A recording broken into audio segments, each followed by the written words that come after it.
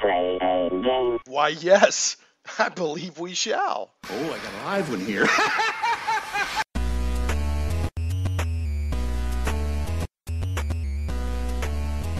Getting geeky all up in your podcast. It's Shane Plays Geek Talk, a journey into the things we love. I'm your host, Shane Stacks. Thanks so much for pressing play.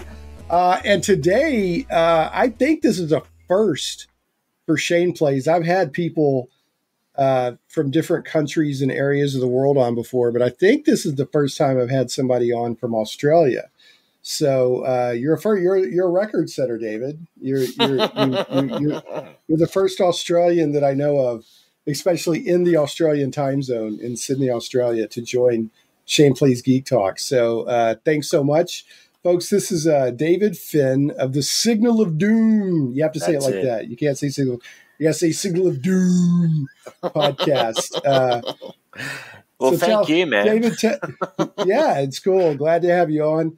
You say it like that, right? Just you say me. Yeah, I mean, I'm always like, well, hello, and welcome to Signal of Doom. That's how I say it when I open up the podcast every week. And Shane, can I just say, what a pleasure to be on your show. I've been listening for at least a couple of years, and always a pleasure, man. I must say, you do a great show. I've actually pinched some of your guests over the years. Go for it. Yeah, go for it. They're not mine. They're everybody's. No, but guests. you get great guests, like a wide range with the whole role playing thing that you do. And I just think it's just a lot of fun. So it's an absolute pleasure to be on. So thank you for inviting me. Yeah. Yeah, I'm glad to have you on. I like your podcast. I also, as you know, podcasting, I mean, I do it because it's fun, but you're always like, are other people liking it? And, you're one of those people that always is checking in and saying, hey, I enjoyed this episode and giving good feedback. So I appreciate that a lot. That, as you know, that helps keep the wind in the sails. Sure. But yeah, for the Signal of Doom podcast, I would say that you're a kind of a general geek interest show, but you have areas of focus.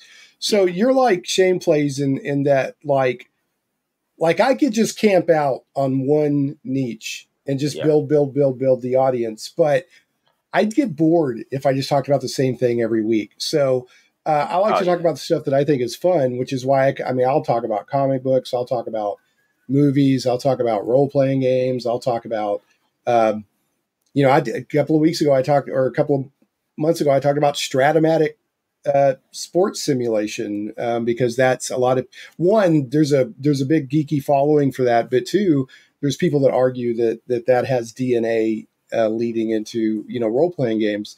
So I like to talk about a lot of different stuff, but I will say I want to direct people to your interview with Ed Greenwood, because Ed Greenwood is a nice guy. Yeah. Ed's a nice guy. He's very available for podcasts and interviews. So I've heard him on a lot of different podcasts. Your interview with him, in my opinion, was the best interview I've heard with him. You went into areas that people don't normally go. We did two interviews with him. And let me tell you, we got to the bottom of the Undermountain. He told us what's at the bottom. What's that? I don't remember that. What's at the bottom?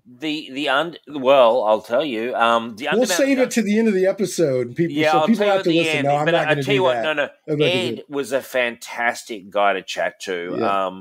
I think we did 3 hours with Ed, and then at the end, he's a nice guy. He's such a nice guy. And then at the end, he said, "Do you want to just hang out and talk for a bit more?" And I was exhausted. Just a lovely guy. And he really is. Yeah, so he was a pleasure. But your interview with him, maybe it was both. I listened to both of them, but thanks, I can't remember if I listened to both back to back or whatever. But I know I listened, and I was like, that's one of the best interviews I've ever heard with Ed Greenwood. Thanks, well, I enjoy the interviews. I enjoy because in our regular show, we do focus on a lot of geeky things. Plus, Bob Dylan and Frank Sinatra news, if there's any, always gets a mention. If Bob Dylan's doing anything in the world, that generally gets a mention if he surfaces. And anything Sinatra related obviously gets a mention. But Yeah, but I do interviews nowhere near as regularly as you because I find I have to do a lot of research for interviews, and but they're fun. I really enjoy the interviewing. It's a good time. Yeah, I like to. I don't know. Interviews are great. They're cool. Especially when it's somebody that like I personally, am like a geeky fanboy on. Oh yeah. I've had to tone that down because I had a couple of people on earlier when I first started, and I fanboyed so hard the interviews were terrible. Because I was like, I'm just a fanboy. So I had to learn. And as you talk to these folks over time, they're just people like 100%. They're and a matter of fact, like Ed Greenwood is he's very down to earth. Like he's kept his full-time job all this time. I know. Right? I mean, he's a librarian. Yeah, and he's so anyway, all right, well let's I guess dig in. What we're going to do is we've both brought some fun geeky tacos. No, it's not Taco Tuesday. We're recording on Thursday, March 14th for me, Friday, March 15th for you, early in the future. Because you're in Sydney, which means that all you do all day long is you hang out in front of the Opera House. I mean, no stereotyping here. No stereotyping. Throw a shrimp on the Barbie for sure. Yeah, throw a shrimp on the Barbie. Of course. Yeah. And I've got my knife, of course. Yeah, you got this is a knife. Yeah, right, exactly. Yeah. So, yeah, no, I know. Yeah. You're in the Sydney area in Australia. Yep. We're no stereotyping. We're not. I think Aussies often welcome the stereotyping, so it's fine. Don't worry about us. Yeah. We don't mind. But I've always, why would you put a shrimp on a girl's doll? I've never understood that. No, I'm joking, of course. Yeah, I was like, huh? I was like, are you actually confused by this? No, the Barbie is, of course, the barbecue. Yeah, the barbecue. But, you've probably heard this before from other Americans. I mean, the Australian accent comes across very laid back and easygoing to us. Sure. So, yeah, it's just, so I don't know. I know to you it just sounds like normal, right? Because that's whatever. I mean, you hear it in there's a show recently, NCIS. You know NCIS? Yeah. So they launched NCIS Sydney, with it's a spin-off here, and it's actually kind of advertisement, for the American Australian like alliance and like all the ships or whatever they have, their military alliance.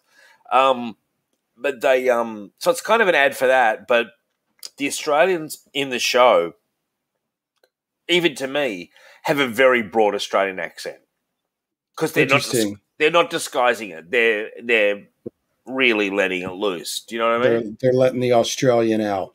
All right. Yeah, because that's the whole point of the show, that there's a few Americans there for NCIS and they're teaming up with the Australians who are like the federal police here. And, even to my ears, you're like, wow, they're really leaning into it. Like there's a lot of, g'day, mate, every single little code word or whatever that you would use, they throw them all into every sentence, So, yeah. It's kind of funny. Yeah. No, look, really, we're Australian. Yeah, definitely. You're in Australia. We're so Australian. Yeah. I bet you everybody else thinks you're personal buddies with Paul Hogan. So like everybody knows Paul Hogan, right? Great Australian export. Up there with Hugh Jackman. My favourite one. Our goal. Yeah. Our goal on Signal is to get Hugh Jackman for an interview, actually. Is it really? I'm a big Wolverine fan, man. And I just think he's just done so much for Australia and for everything like that. Like he's just been, I just think he's absolutely awesome, and what he's done as Wolverine and what he's done with all his other stuff. He's such a great ambassador for the country, That's great. Yeah. I listened to an interview with him on Tim Ferriss, I think. If you ever listen to Tim Ferriss goes deep, and he wants to deconstruct some successful people. Hugh Jackman was like a singer stage kind of guy. And this this traipse off into Wolverine was a complete left field for him. Yeah. But he did it, and then it just went. But he's more of a with his background, he's more of a Greatest Showman guy. Yeah, like he did Boy from Oz, which was the Peter Allen thing. Who was a singer. I don't know if you know him, but he was a pretty popular singer in the 70s and 80s, Australian, and he did a lot of Broadway and stuff. And he did Boy from Oz, like that show. And that was probably his first big thing. And then Wolverine was a thing where he just went, into the stratosphere. Yeah, well, he's so good at Wolverine, he really fantastic. Is. I mean, I remember going to see the first X-Men movie at the theater. This is before comic book movies have blown up. This was when only real geeks were like, I've got to go see X-Men. It was even before Spider-Man 1. It was before Spider-Man 1. Right, exactly. Yeah, exactly. And I remember thinking, wow, they really nailed Wolverine. Like that feels like Wolverine to me. Yeah. Out of all the characters, I would say Professor X and Wolverine seemed the most like, 100%. And there were other people doing good jobs, but I was like, they nailed Wolverine. Yeah. And I mean, basically Patrick Stewart. Patrick Swayze was not Professor X. Patrick Stewart was. He was practically born to play Professor X. I mean, he was perfect. I know. So, he was just absolutely perfect. Yeah. Yeah. So now we've got we got the Wolverine Deadpool coming, which I'm sure. Can't wait, man! You don't know how excited I am for this movie because I'm a huge Deadpool fan, a huge Wolverine fan, and I just think also, like, let's be brutally honest, Marvel needs a big hit. You know what I mean? Yeah. They need a crowd pleaser. They've been putting out what I would describe as very tepid, very poor movies for a while. And, no one's excited for Ant-Man 4. Let me tell you that much. There's no excitement. And I saw the Marvel. Like, I'll watch it, but I'm not, with bated breath for it, right? Dude, I saw the Marvels, and we all agreed that may have been one of the worst movies I've seen in 30 years. My thing with the Marvels was, like, it felt average, but the scene with the, what do they call they look like cats, but they're really...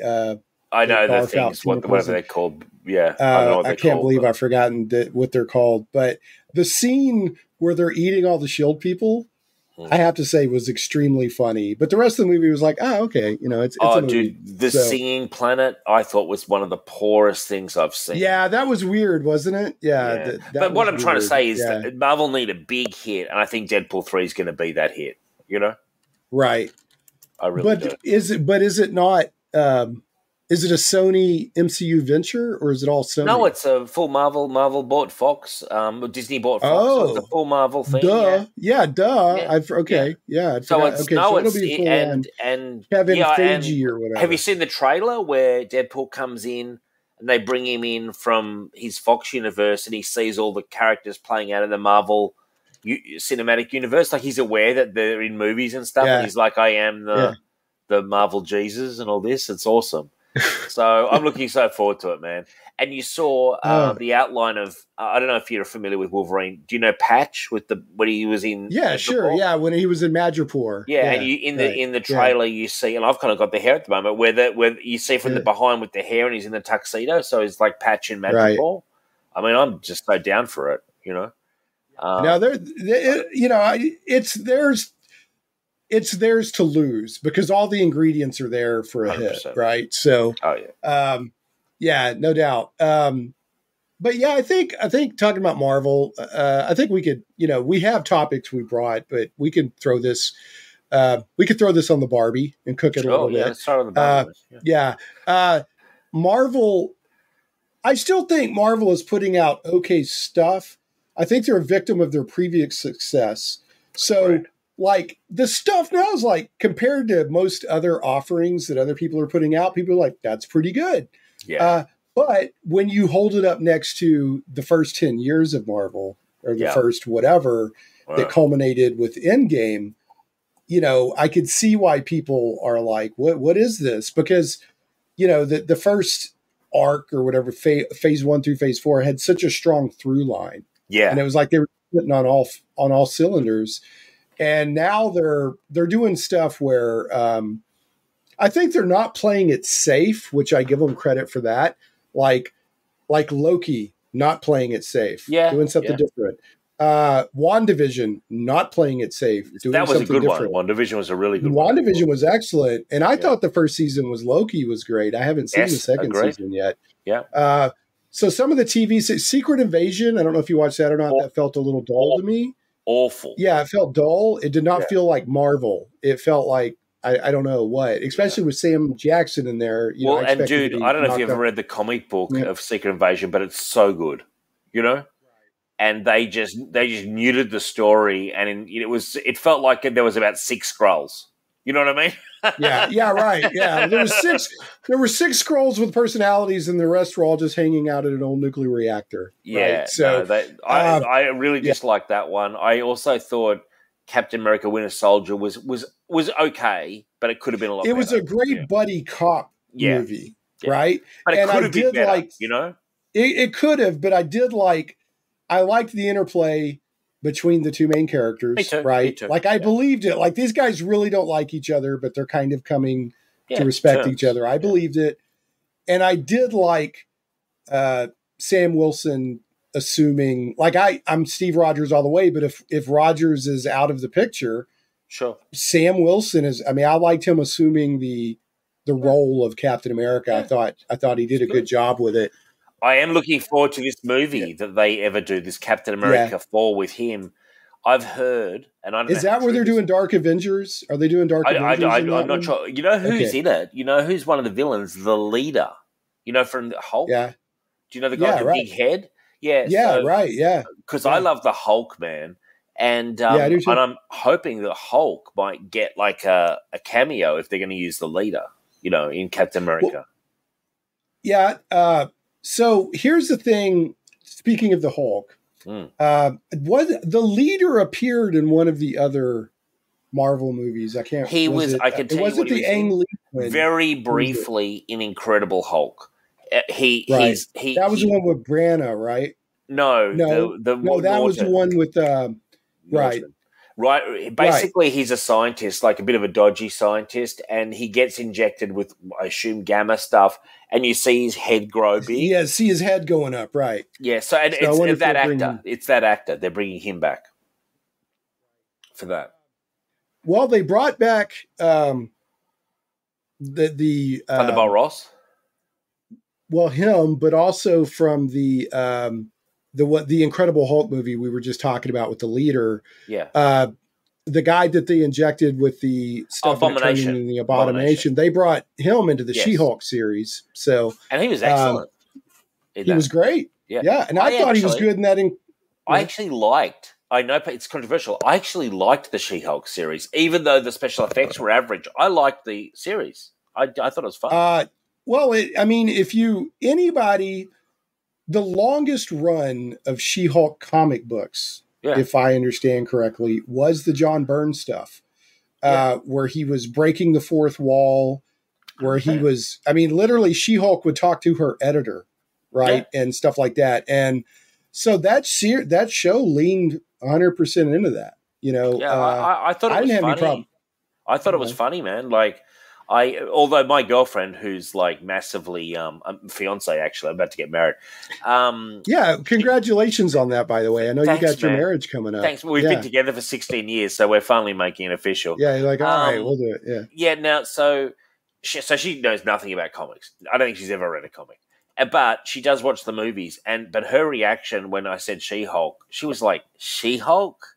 Really? Like, that's how desperate they are. She thought it had just been created yesterday. I go, she's been around. Yeah. I went in for defense. No, she's been around since the 70s or early 80s. But like a lot of casuals who don't know, they just think, oh, really, Marvel are getting desperate. Just She-Hulk. They're just like, really, that's the best they could do. So it's kind of funny when you get stuff us comic fans know, like off the drop of a hat. You know what I mean? Like, we're like, oh, we know She-Hulk's been around for ages. Yeah, but the average person doesn't. They've got no idea. You know, and that's why them at times, you know. But that's why it's so funny that the MCU kicked off with Iron Man, because for comic book readers, Iron Man's been around, but a lot of people are like, Iron Man, why are they what? And then because he was a B, he was high C, low B, I guess, for the mainstream audience. 100%. I've always been a big Iron Man fan, but first comic I ever bought with my own money was Iron Man. First comic I ever bought. Do you remember which one it was? I can tell you that it was the David Michelini run, and it was in Armor Wars when him and Cap have a little push and shove. Right. And so it was right around there. It was. I don't know the issue number, but it was basic. I've actually David Michelini has done some good answers for the show on Iron Man, because I always praise him so heavily. I'm like, you're the guy. When I got into comics, it was your Iron Man I was reading for a good 2 years. And I built up my knowledge of the Marvel Universe, because, when you go in and then you see all the different characters pop in and out, you're like, oh, I've got to buy that comic. Like Wolverine shows up, I've got to go buy that. Oh, there's Hulk. And you sort of spin off. But Iron Man was, ironically, and I don't know why, because I didn't even know who he was. I just liked the look of him. And Bob Layton was the artist. Bob Layton is one of my favorite. Definitely my favorite Iron Man artist. But I just love his look. Easily. Brilliant. Yeah. I follow him on like Instagram, and he's constantly pumping out, hey, I did this, I did that. He'll recreate. He's very prolific. Yeah. Very prolific. Yeah. Yeah, but no, his stuff is, as far as I'm concerned, he is the Iron Man artist, just because I am printed on that. And that Centurion, that Silver Centurion armor, that's my favorite Iron Man armor ever. I remember buying the issue number 200 where that premiered. I remember them building up to it. They kept teasing it. Yeah. And then issue 200 it premiered, and he fought the Ironmonger. That's where Obadiah Stane's Ironmonger was first introduced. So awesome. Great issue. Yeah, they'd been teasing that Silver Centurion armor. Like he would use like a glove from it in like issue 197, or a boot. And I mean, they had the art of the tease down cold, because I was hooked. I couldn't wait to see this armor. Going back to the MCU, and then I'll move us forward. So one thing I am disappointed on, I really wanted in Doctor Strange in the Multiverse of Madness, which I liked Doctor Strange in the Multiverse of Madness. The guy they had for Fantastic. What's his name? John Krasinski or something? Is that right? Yeah. I was like, okay, I'm sold. And then I guess that didn't happen. They killed them all. They killed the whole Illuminati. It was sucked. Yeah, but they were alternate universe Illuminati. I know, so but it was exciting to see them. And not only did he kill them, they killed them brutally. Well, I was really saddened by Professor X and Reed Richards dying like that. I actually thought, I actually said, Michelle was next to me. I go, they're not going to kill Professor X, surely. And then he died, and I was like, no. Snapped his neck, man. Man, that was brutal. Yeah, that was brutal. He lost a psychic battle with the Scarlet Witch. So, I'm still not he was happy doing about that. No, she just popped. Well, I think they were just establishing, like, no, seriously, she's bad. She's badass. So, but we do get Pedro Pascal as Reed Richards, so we'll see how that goes. But I was sold on John Krasinski. I was like, perfect. Was good. This is perfect. He was good. Anyway, he was very good. And then I did want to say I did watch the Echo series. I don't know if you've watched that or not. I haven't, because I have almost no interest. So here's my take on that. It's a fantastic show. Yeah. It doesn't feel overly comic booky, right? I want, like, if I watch MCU, I want to see comic booky stuff, right? I mean, that's just me as the geek. But the show itself, fantastic. Okay. I thought so. It was a lot of, they almost could have taken the MCU out of it. Yeah, right. And had a show that stood on its own. I might, based on that, I might check it out just by myself. Like, why not? I thought it was good. Your mileage may vary, as they say. I'm pretty forgiving in general, man. Like, I'm as a viewer, sometimes I'm like, I'll throw it on. You know what I mean? Like, I don't, care too much. Yeah, no, if you're interested in the Kingpin's arc at all in the MCU, then this is a pretty heavy. Even though he's not the main character by any means, this is still a pretty heavy entry for him. Oh, I'm interested in him. Yeah, so Vincent D'Onofrio. Yeah, okay. Yeah, no, he's perfect. I mean, when he showed up in Daredevil years ago, I was like, wow, what great casting! Like, and there's that scene. My wife even was like, whoa. I mean, I think it almost like gave her nightmares where I don't know if you remember, it was early on in the original Daredevil years ago, where the Kingpin smashed that dude's head in the car door. Yeah, I mean, that just perfectly shows, because like Kingpin, and Echo does a good job of this too. On the surface, he's very smooth, he's very refined, but when he doesn't get his way, or if he's upset, the evil just he's animalistic if he doesn't get his way. Yeah, right. He drops the facade. Totally. He's such a good performance. I think he's perfect as Kingpin. No, he did great. Yeah, I'm looking forward to the Daredevil show. The Daredevil show. Yeah. Which has my man Frank Castle, Punisher, in there. I'm a big Punisher fan. Punisher, to me. Finish your thought, and then I'll go off on Punisher. But you were talking about the new Daredevil show coming, and it's got Frank Castle in it. That I'm really looking forward to it. Is it going to be the same actor? Is it going to be John Bernthal? Okay. Yeah, he's perfect. He's perfect. Dude, he is, for me, he is the Punisher, and I'm just looking so forward to this show. And I'm just a huge Punisher fan, so, and I like Daredevil, and I'm like, bring it on, regarding Born Again. Yeah, well, right. Yeah, Born Again was like the classic Daredevil arc. I mean, you can't, if you put Daredevil and Frank Miller together, forget it. You can't go wrong. Yeah. Genius. Yeah. Good stuff. So, like one of my memories of Frank Miller's run was, there was that thing where for a while Matt Murdock just disappeared and he was practically homeless after the Kingpin destroyed his life, right? Yes. Because Karen Page sold out his secret identity for a hit of heroin. Karen Page is going through a rough day. A rough patch, dude. Yeah. So she sold his identity out for a hit of heroin, of scrap, heroin. That's all it took. Yeah. And I love it. So instead of Kingpin like having him murdered, he destroys his life. He destroys his finances. He destroys his reputation, whatever. And pretty easily, too. Pretty easily. Oh, yeah. It's like suddenly his credit cards don't work and his utilities are getting shut off. And I mean, the Kingpin just tears him down. And Foggy's just like, it's too hard. We can't help him. Like, he just, right. Yeah, it's quite the fall. Yeah, immediate. Yeah, but it was, of course, to set up the Born Again where he comes back. But during that time, he's almost homeless. And there's a scene where Ben Urich, that investigative reporter, meets somebody for lunch. And they're at this diner, and it's packed. And Ben's like, we came because usually it's not busy here. But suddenly it's busy. And he's like, man, this is an amazing burger. And it turns out Matt Murdock is a short order cook at this diner. But because of his senses, he could cook the perfect burger. But they don't never come out and spell it out for you. You have to put those pieces together, which is just a great, one of a great moment of Frank Miller's writing. That run on Daredevil, and I'm not even the biggest Daredevil fan. That run on Daredevil is amongst my top shelf of the comics that I've read. It's easily up there. People talk about Watchmen, and they talk about Dark Knight Returns, and they talk about some other stuff from the time that sort of elevated the medium, if you will. It was Frank Miller and David Mazzucchelli, if I remember right. I believe the team correct, on that. Yes. And you can't touch it. Yeah.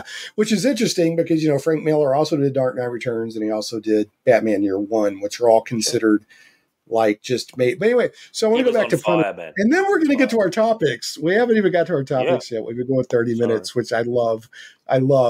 This is exactly what I love, geeking out. So Frank, I love the Punisher. I don't love the Punisher because he kills people. That's not what attracts me. He is like willpower personified. He's like, I have a mission. You're not going to stop me. So him and Batman actually have a lot in common. If Batman used guns, he would be very sick. He's like, you're just not going to stop me. You're not going to talk me out of my mission. 100%. You're not going to this. You're not going to that.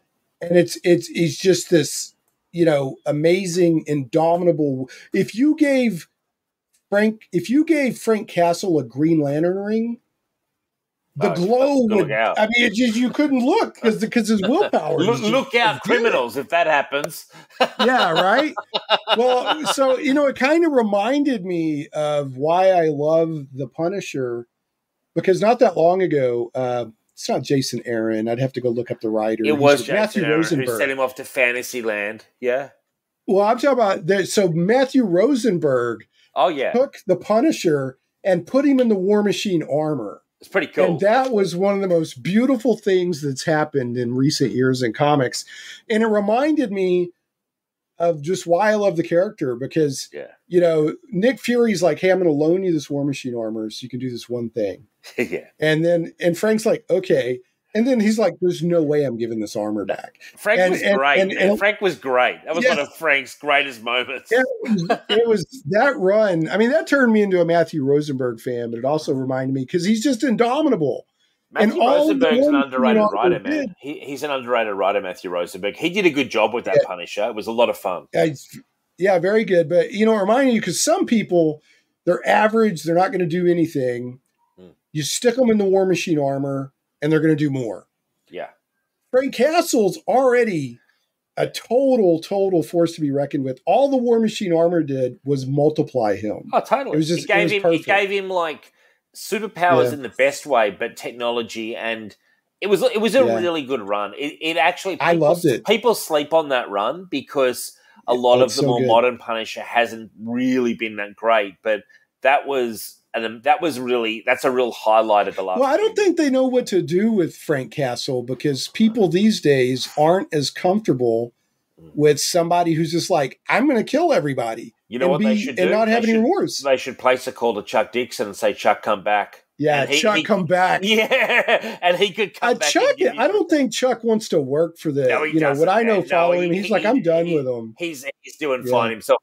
But seriously, he... And the guys like him and Mike Barron, they lived and breathed. You know what I mean? And they knew you're talking my language, man. Yeah. Chuck Dixon, Mike Barron, all those guys that now are, like, it's hard for them to get work unless they're like, hey, we want you to do a nostalgia issue for a cash grab. And Chuck Dixon's been on the show probably 10 times of Signal, more like 20 times. And we love him. Like, but seriously, those guys got Punisher, they got Frank Castle, right? And it's not like it's overly complex. I think that's one of the things. Right. Like, he's essentially a pretty primal, simple character, which you can plunge into situations, and he becomes the Punisher, and he's just inside a situation. You can put him in so many situations. My favorite Punisher issue ever is called Checkout. It's Punisher. It's a Chuck story. Punisher goes into, it's like a supermarket, and these crazed druggy guys are trying to rob it. Well, they picked the wrong day because Punisher's in there, man, and Punisher just cleans house. And it's a great. See, it doesn't have to be complicated. No, it's a one shot. It's perfect. Yeah. So I love comics. Every era of comics has good and bad. It's always a mixed bag, right? Of course. Because as much as I look back on the 80s, the 90s, mainly the 80s, the 90s were still good, but the 80s to me were where it was at. Yeah. That had downsides too. There was stuff that could have been better or elements. But one of the stuff about the current era of comics is I think creative teams, I won't blame it just on the writers, feel like that they have to reinvent and put their mark every time they're on a book. And really, no, just use what's already there and tell entertaining stories. That's what I'm there for, know. And if your source material, or if it rises above the source material, like in my opinion, what Matthew Rosenberg did, that's fine and that's good, bonus. But I think everybody feels like they have to, I don't know, reinvent. I got to take this character places they've never. Well, no, because sometimes I just want to pick up a Punisher issue. Yeah, and I know. I think there's a lot of confusion, man. At times, I think you could probably blame almost the editorial is maybe not as strong as it was, and it's creative by committee, and a lot. Yeah, and also they're like, you know what we really want to do? We want to do Punisher meets Animal Crossing. And it's like, that's what, and it's like, well, slow down. Who's going to be buying this? Not Punisher fans. Right. Right. you know what I mean? I think sometimes Punisher meets Animal Crossing. No, but just it's so bizarre. Some of their decisions that makes no sense. And I've taken shots at people like. I won't even mention names because I don't want to throw it in your show. But I've taken shots at people who go, "Oh, we stand by that story." I'm like, but why do you stand by that story? Because the fans aren't buying it, and the fans are hating it. I mean, you know, well, you know, and I ranted for a long time on my show, for a while, and then I kind of backed off because I had to remind myself that, like, I do the show for fun. You know, I'll call out negative stuff every now and then, but I was on Marvel for years. I was dogging them hard because I was like, you know, you guys are killing it. I'm not killing it in a good way. No, like you're killing yourselves. Yeah. You're putting, there's a difference. Okay. Cause people always they trundle out the Green Arrow, Green Lantern run and where they were rediscovering America, which is a good run. It's a great run. Yeah. But that was social commentary. That was not social conditioning. That's and what Marvel was trying to do for a long time was they were ignoring profits and ignoring, taking care of their customer. Ignoring good stories as well. Right. They wanted, because they had a social agenda they wanted to push. Well, do you remember Cap was made a Nazi briefly? Dude, so I literally, and I hate being like this. I hate being neckbeard comic book guy who's angry.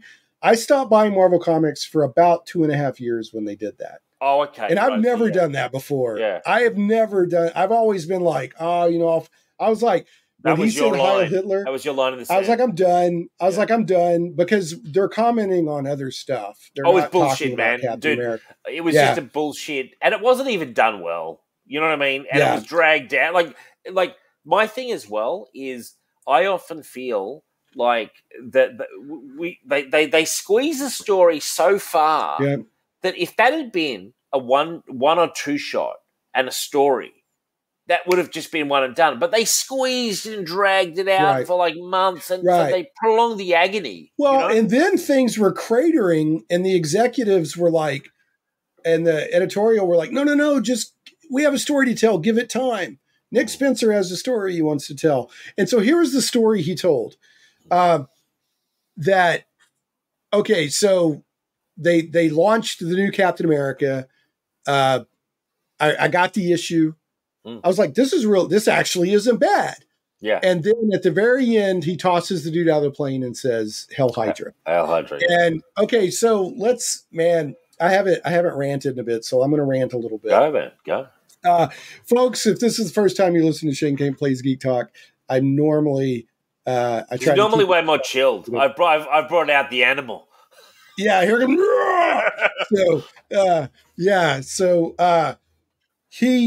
So first of all, despite what Marvel frantically tries to say, Hydra is the Nazis. They're not just Nazis, they're super Nazis. They're their version of the super Nazi. Definitely. Okay? Yeah. So, and in fact, if you look at a lot of modern Marvel animation and comic books, when they're showing World War II stuff and it would normally be the Nazis, instead they have a Hydra symbol on. 100%. Okay, they're the stand-in for Nazis. Just, I'm not coming off that, right? So I'm like, okay, I'm done. Because if Marvel had just been putting out good books and not getting into all this social conditioning and social this and that and da-da-da-da, I probably would have hung with it to see where it was going.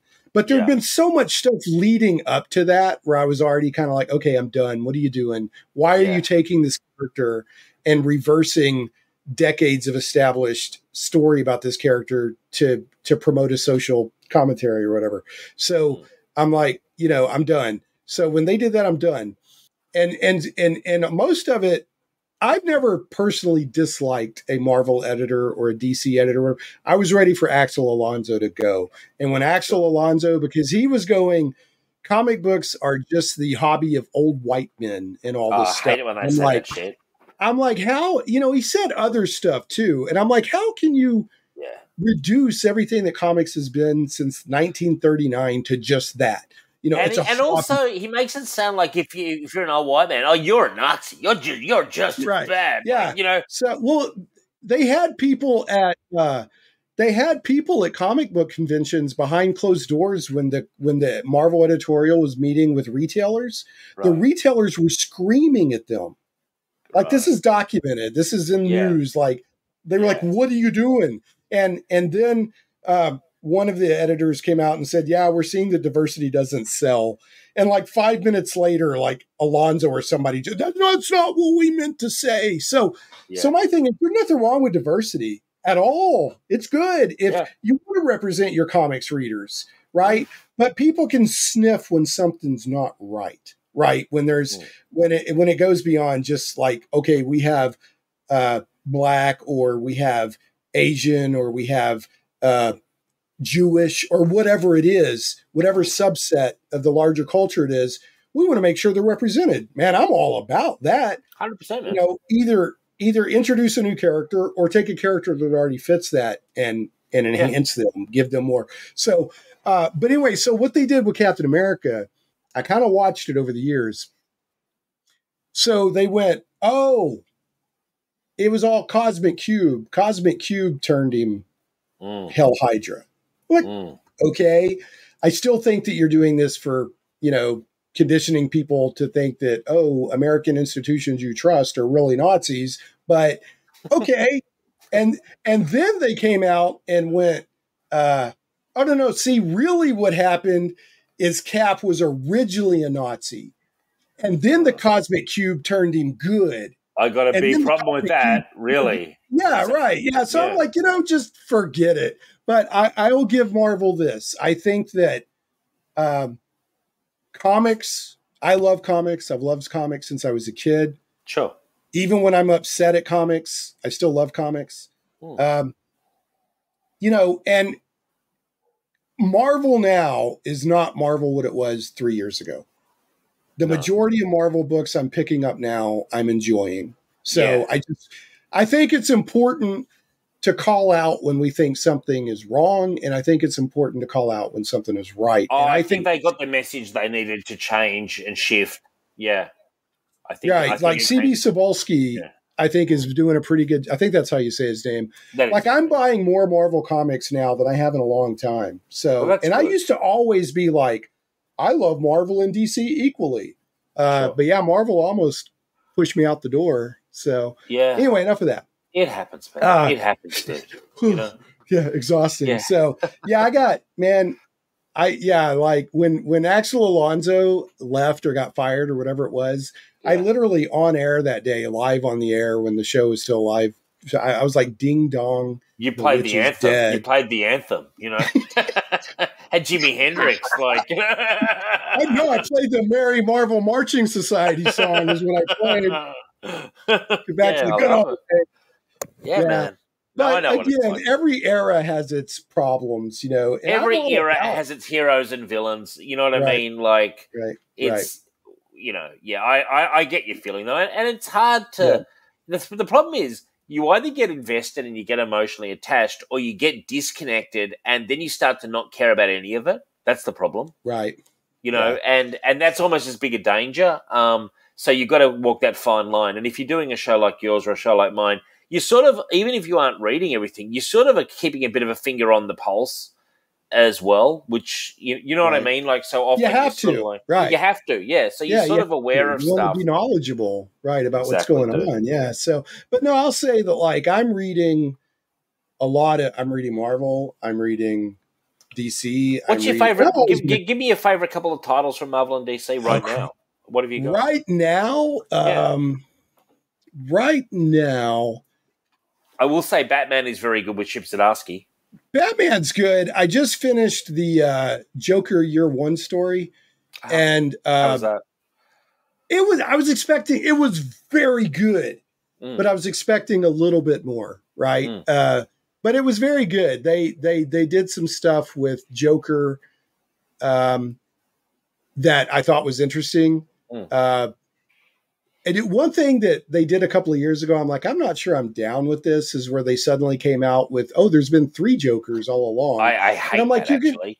I'm like, you're going to tell me that the world's greatest detective never realized that there were 3. But sometimes you have to go, okay, it's comics. Let's set that aside. Exactly. Let's take the ride. And actually, one of those Jokers was the one who really should have been the Joker. Like not all, those Jokers weren't equal. You know what I mean? Yeah, right. Yeah, there were these 3 different. You know, I don't know. I still they're trying who I think of as the Joker. I think of the Killing Joke, Jim Apiro, with the big long chin. Yeah, that's who I think of, man. Right. You know, that's my the guy Joker. that made the clownfish. Right, the guy that made the clownfish, and that 70s, 80s era Joker. Right, he's the great Joker. That's kind of my Joker too. Yeah, that's my Joker too. To be honest, we had actually. I don't know if you're aware. We had Steve Englehart on the show, and he talked all about the laughing fish and all that. Yeah. Yeah. Interesting guy, man. Interesting guy. Yeah. Yeah. That was such because the laughing fish was one of those great things from comics that weren't used that much, but they were such a striking image. But just everybody knows about the laughing fish, right? They really weren't used that much. They're in one but it's such story, a great visual. They're just in one story, like one issue or something. Yeah. And then, but they're just in the consciousness of the comic book fan as those laughing fish. And then, of course, they used it in the Mad Love episode of animated series Batman, where Harley's like captures the Batman, puts him in the water, and like you have to look at the fish upside down to see that they're smiling or something like that. I can't remember. And Joker's like, if you have to, is Harley in Joker Year One or not? No. No. I love Harley. She's one of my favorites. Yeah, she's a great character. But she did the thing where in the animated series where she captured the Batman, which right off the bat, that's gonna piss Joker off, right? But anyway, so she captured the Batman, and then she had the death trap with the fish, and there was something about if you looked at them upside down, they were smiling. Yeah. And he's like, if you had to explain the joke, it doesn't work. But I think really he was just looking for a reason to let Batman go. Yeah, he was really pissed that she'd done what his thing. Right. And she was so proud of herself. Yeah, she was. She's like, look, Puddin'. So, I don't think she was in year one, but I'll tell you where I think Harley is getting some of the best. I don't read her monthly comics, so I can't comment on that. But if you've read any of the Sean Murphy White Knight, alternate. I've read a little bit of it. Yeah. Harley plays a great role in that. Okay, I'll check that out. Yeah, the way but keep in mind this is Sean Murphy doing a Murphyverse version. Yeah, I've read a bit of it. I have read a bit of it over the years. Yeah, and Harley Quinn keeps getting more and more interesting and important. And her show is great. If you've ever watched the show on Max, the animated show. I haven't, but I've seen the ads for it. Is it pretty good? It's so funny. Look, obviously you have to like Harley, and it's wacky humor, but it's so good. And it's sort of like it's got like Bane's hilarious in it, like Gordon's hilarious. Like it's such a funny show. Like it's the thing with Harley is I've talked with somebody else about this on the show before a couple of times. Harley is used to, you had new characters breaking out and entering sort of the comic lexicon, if you will, fairly routinely. It doesn't happen as often as it used to. No. But Harley has just busted out and become, she represents and she can be so many things because she's a chaos agent, right? Sure. So she could be a hero, she could be a villain, she could be neutral, she could be comic relief, she could take charge. She works in a wacky Warner Brothers cartoon type thing, or she works in a serious story. So Harley is just an amazing character. Look, I think she's at her best when she's wacky, but you can do her more seriously because, of course, you can take a character like that and make it more, quote unquote, realistic. And use her psychiatrist background and all that kind of stuff. No, she's a really adaptable character. She's a great character. Yeah. Love her. Yeah. So, in fact, and I'll tell you, okay, so let's talk about social commentary, not conditioning. Okay. So that people don't think I'm raging white man, right? So in the original Mad Love Harley story and all that, Yeah. Harley was her own agent. She went out and got her costume. She turned herself into Harley Quinn, right? And then in later, I don't know if it was in the comics or in the Suicide Squad movie or something like that, like Joker just manipulated her into doing it all and provided everything. So it took her agency away, which I don't think is cool, right? So, I'm sensitive to that stuff too. And it's like, wait a minute, before she was like her own fully realized character, and now you've kind of amputated her a little bit. So, as well, like, I mean, I'm far from someone to criticize, but as well, like when it got into the, look, Margot Robbie, a beautiful, beautiful woman. Right. And they dial up the sexiness on Harvey as well. Right, of course, which of course happens, but whatever. I mean, I'm not critical. I don't really care. I just love Harley, you know? Well, I think that, so here's the thing on Harley and Margot Robbie. Australia's own. If you watch, so I'm not, the first Suicide Squad movie, I was like, it was okay. You know, it could have been better. Yeah. And I think they did a better job with the second Suicide Squad movie. They did much when they let Gunn get a hold of it. And I think I liked Harley's portrayal in that, in the second Suicide Squad movie better. Mm-hmm. But really, if you put the Polka Dot Man, was it the Polka Dot Man or was it? Yeah, it was Polka Dot Man. Yeah. If you put that in a live action movie, you're probably going to win me over anyway. So, but the first Suicide Squad movie, which was not a good adaptation for the Suicide Squad. It was an okay. No, it was actually a really badly edited movie, like just awful. If you watch the version with the extra scenes or whatever, the Joker and Harley stuff is actually really good. Yeah. But in the edited theater version, it sucks, right? It sucked, yeah. But in the version where you can see all the extra scenes and everything, like they've got a really good Bonnie and Clyde thing going on. And say what you will about Jared Leto and Meth Head Joker and all that. Yeah. There's this scene, which I think is amazing, where Joker's like wanting Harley to go into the vat of chemicals that turned him into the Joker, right? Yeah. And she's like, I would die for you. And he's like, yeah, but would you live for me? And then into the stuff she goes. And I just thought that was such a great line, because the Joker saw the way he lives now as being alive compared to, what he was before. So anyway, all right. That is cool. Yeah. Comics that I'm reading now. Trying to think of what I've read recently. Wonder Woman by Tom King's pretty good. Okay. A lot of people are down on Tom King, but I think he's a really good writer. I don't agree with all of the decisions he makes with characters. Mm-hmm. Like I don't agree with him turning Adam Strange into, a war criminal. Yeah. With it, but his writing is good, right? And he's a good writer. I don't agree with all his choices, but he definitely has talent. Right. Yeah, for sure. Yeah, he delivers a good story. I think he's doing a good job with Wonder Woman. Cool. Read that right now. I'll check that out.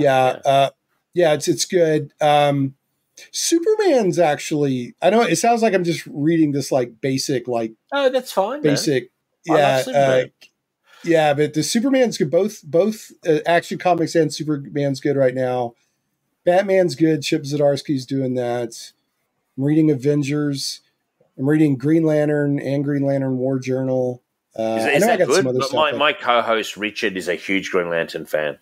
Big. Yeah, I'm a pretty big Green Lantern fan.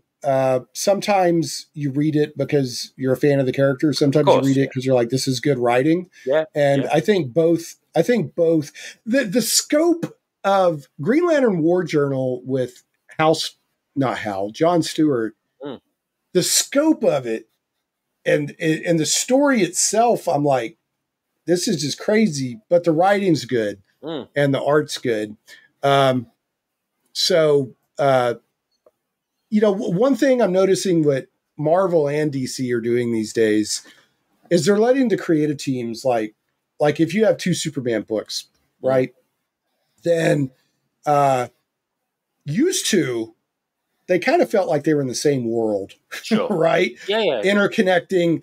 That's not, I mean, you can read the same, you can read Superman and Action Comics or Green Lantern and Green Lantern War Journal in the same month, and they're worlds apart, but they're good. Well, that's good. Well, that's important. And I think the editorial teams are trying to let, the creative teams have some more, like rather than trying to force it all together. Right. Trying to, yeah. So, but they're both, as long as it's a good story, that's where I've settled after all these years of being a comic reader. Yeah. Is that, okay, I used to be a continuity nerd because I'm like, no, you've already established this. How can you do that? Yeah. But now I'm like, okay, tell me a good story. I'm there too, because I'm just like, whatever. Just tell me a good story, please, because anything else seems beyond you guys. So let's just focus on that, Tell me a good story that, respects me as a customer and that respects the characters as, to a certain extent. And then I'm probably going to be okay. Pretty forgiving, as you said earlier. I'll tell you something. I recommend one to you. It's not Marvel or DC.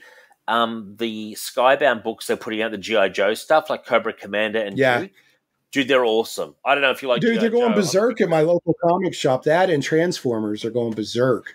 Yeah, and they're really good. I'm a big G.I. Joe fan, and let me tell you, Josh Williamson on these books is knocking it out of the park, man.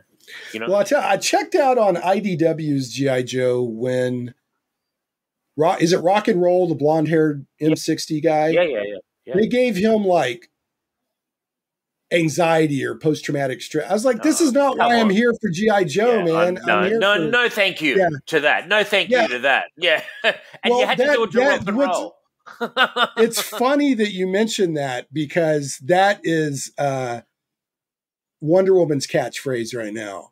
Right. Because like the army's after her and the government's after her and all these people keep making ultimatums and she's like, no, thank you. She doesn't argue back. She just says, no, thank you. So, what else am I reading right now? I'm starting to check out the new Ultimate books from Marvel. What I have read look good, It's a good setup. So the setup is, it's not a continuation. This is for the benefit of the listeners. Sounds like you know the setup already.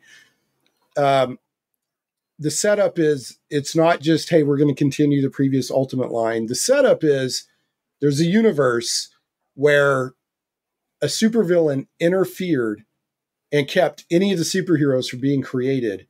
And now 20 years later, like middle-aged Spider-Man is finally turning into Spider-Man, right? Yeah. So you've had decades of the supervillains having their way with the world and working things behind. And now you have a small group of heroes waking heroes up. And I think that's an interesting premise. So and Jonathan Hickman behind it all. Yeah. So a big ideas guy.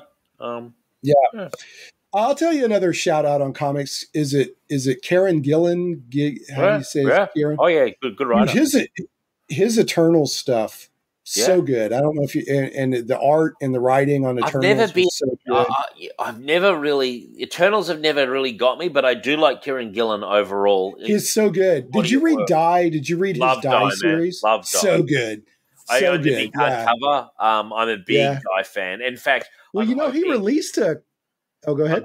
I'm hoping he does another one. I heard some rumors that there's going to be more Die down the track. Well, he did 20 issues to begin with because each issue represented one face of a 20-sided die. So, that's the first time I realized that. Thank you for saying that because I never realized that. Thank you. I'm a bit stupid, obviously. I only just realized that. Well, if you look in the series, his world building, the world that Die was set on had 20 regions. Yes. So as they were hopping, like their Tolkien region and the steampunk region and this region and it was all. So anyway, and he's got an RPG that he released. I know. So that you can play, with the. So he's a brilliant writer. I'm reading one of the X-Men books right now just because he's writing it. So non-Marvel and DC, I'm reading I know I'm reading more than one. Radiant Black is probably, I'm reading I've heard that. that's very good. It's super good. It starts, you think it's a Power Rangers basically ripoff, but it's not. And right now, so good, man. They're right now they're double shipping each month, but each month is telling the same story, but one is a one of universe and there's another. So let me try to explain that better. So they've got two main characters who have been sharing the Radiant Black suit, which is like the Power Ranger suit, right? Yes.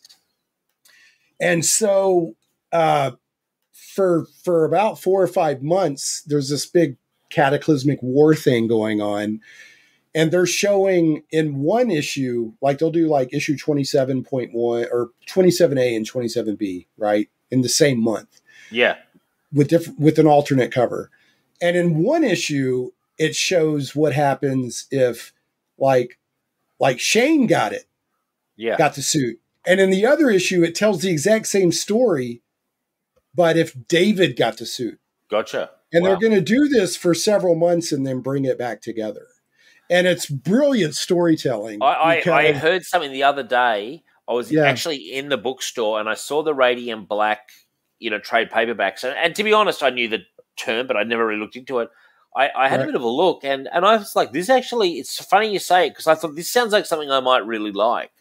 I recommend it. It, like I said, it took a while. I kind of stuck with it. Yeah. I'll check it out. I felt it had potential, and then it just. But I wouldn't jump in right now. I would read. No, if you jump in right now, you're gonna be like, dude, "What the?" No. You're talking to the guy. I like to go, especially on these like image titles. I go from the start, right? I don't jump in. I don't jump in at issue 20 and think, "What the hell's going on?" Right. So, another thing that, like I said, why it's such brilliant writing is because, like, I've been rooting for one character to get the suit. And the other guy, I'm like, this guy always bores me. I don't care if this character's even in the book. But now he's doing a better job with the suit than and I'm seeing a different side to his personality. Like his quote unquote boring side is actually to his advantage. Like he's succeeding in his universe where the other guy is failing. And it's very good. So I'll tell you another book that I started getting into a few months back. I'd always completely blown off, but I started getting into it about a year ago, and that was The Savage Dragon. I'm so blown away by Eric Larson.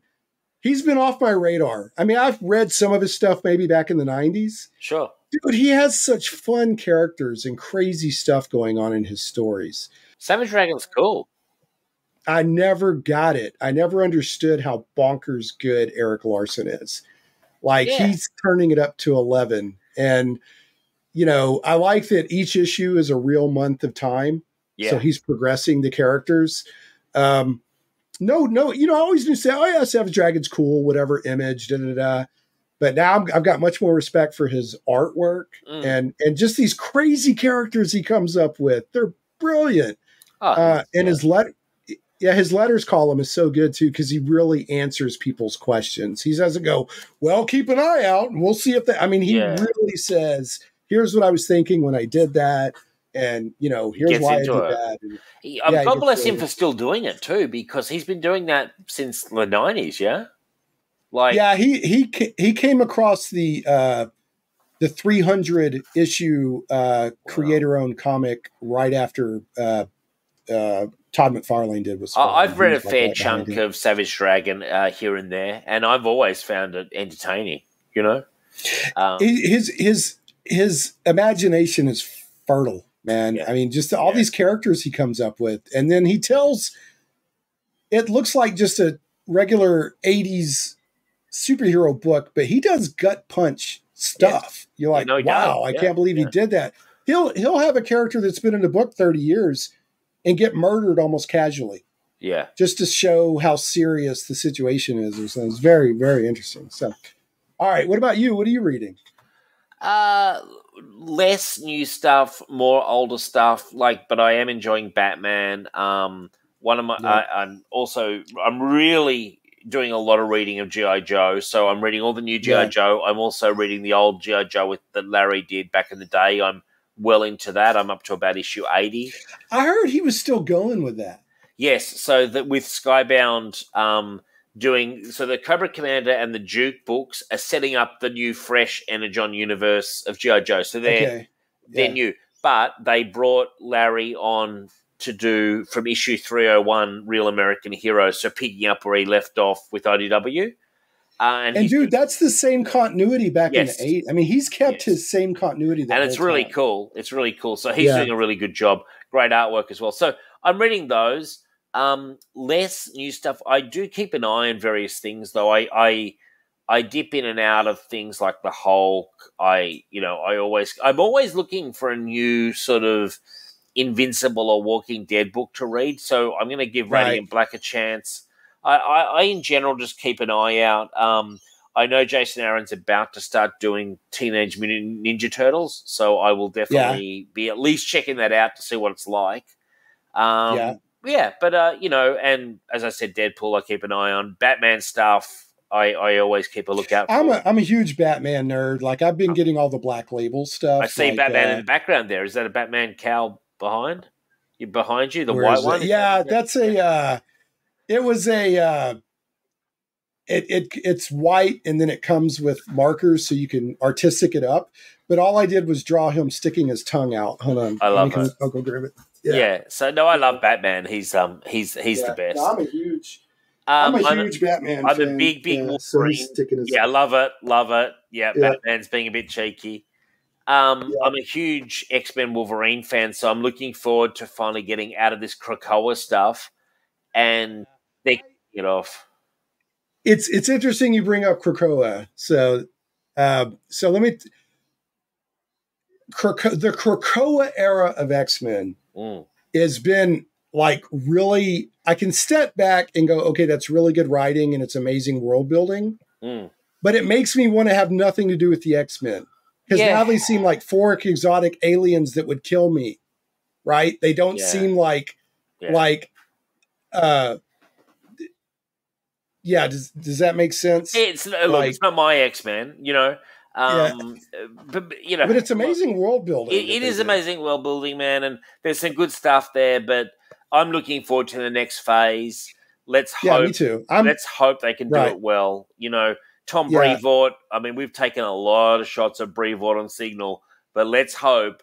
Let's pray to Marvel Jesus that he actually gets something decent going because we need it, man. Well, the thing with X-Men, so I read the first several months of when they were building up Krakoa, when they were introducing all of these timelines that Moira had lived, which was kind of cool. That was interesting. That's what I'm saying. It was interesting writing. Yeah. And then they were like, our ultimate hope is to be absorbed by a giant advanced artificial intelligence. That's the only hope for mankind. Like they laid all this stuff out, and then they put the mutants on Krakoa. They established their own country. All of this stuff. I'm like, amazing world building. But like I said, up till then, like if I ran into an X-Men, I'd be like, this person is not my enemy. Yeah. Right. But now I'm like, they're setting themselves up as my enemy. They've given up on the dream of coexistence. Oh, you know where they lost me? Yeah. Beast is now way worse than Dark Beast ever was. Just normal Beast, lovable old Beast is now the biggest supervillain of all time. Yeah, good old Hank. Yeah. It's like, what the hell? Like, Hank McCoy is he's a genius, good. But he's a jolly character. Yeah, he's jolly, but I always say, did Marvel forget they had a Dark Beast? Because just use him. Normal Beast is now making Dark Beast look good. So I haven't even read that much of it to know about that's going on. I know that I'm just now getting back into it because Karen Gillan, I think I'm saying that right, is writing one of the books that's leading into the next phase. Yeah, he's good. And I'll also say one of my favorite writers of all time, Jerry Duggan actually also does some X-Men, and he does a good job. I have a bit of a problem with I just feel that the sort of whole concept was a bit overblown, and they sort of stayed too long. Like Hickman wanted to do a 1, 2, 3, act 1, 2, 3, and get off, but Marvel said no.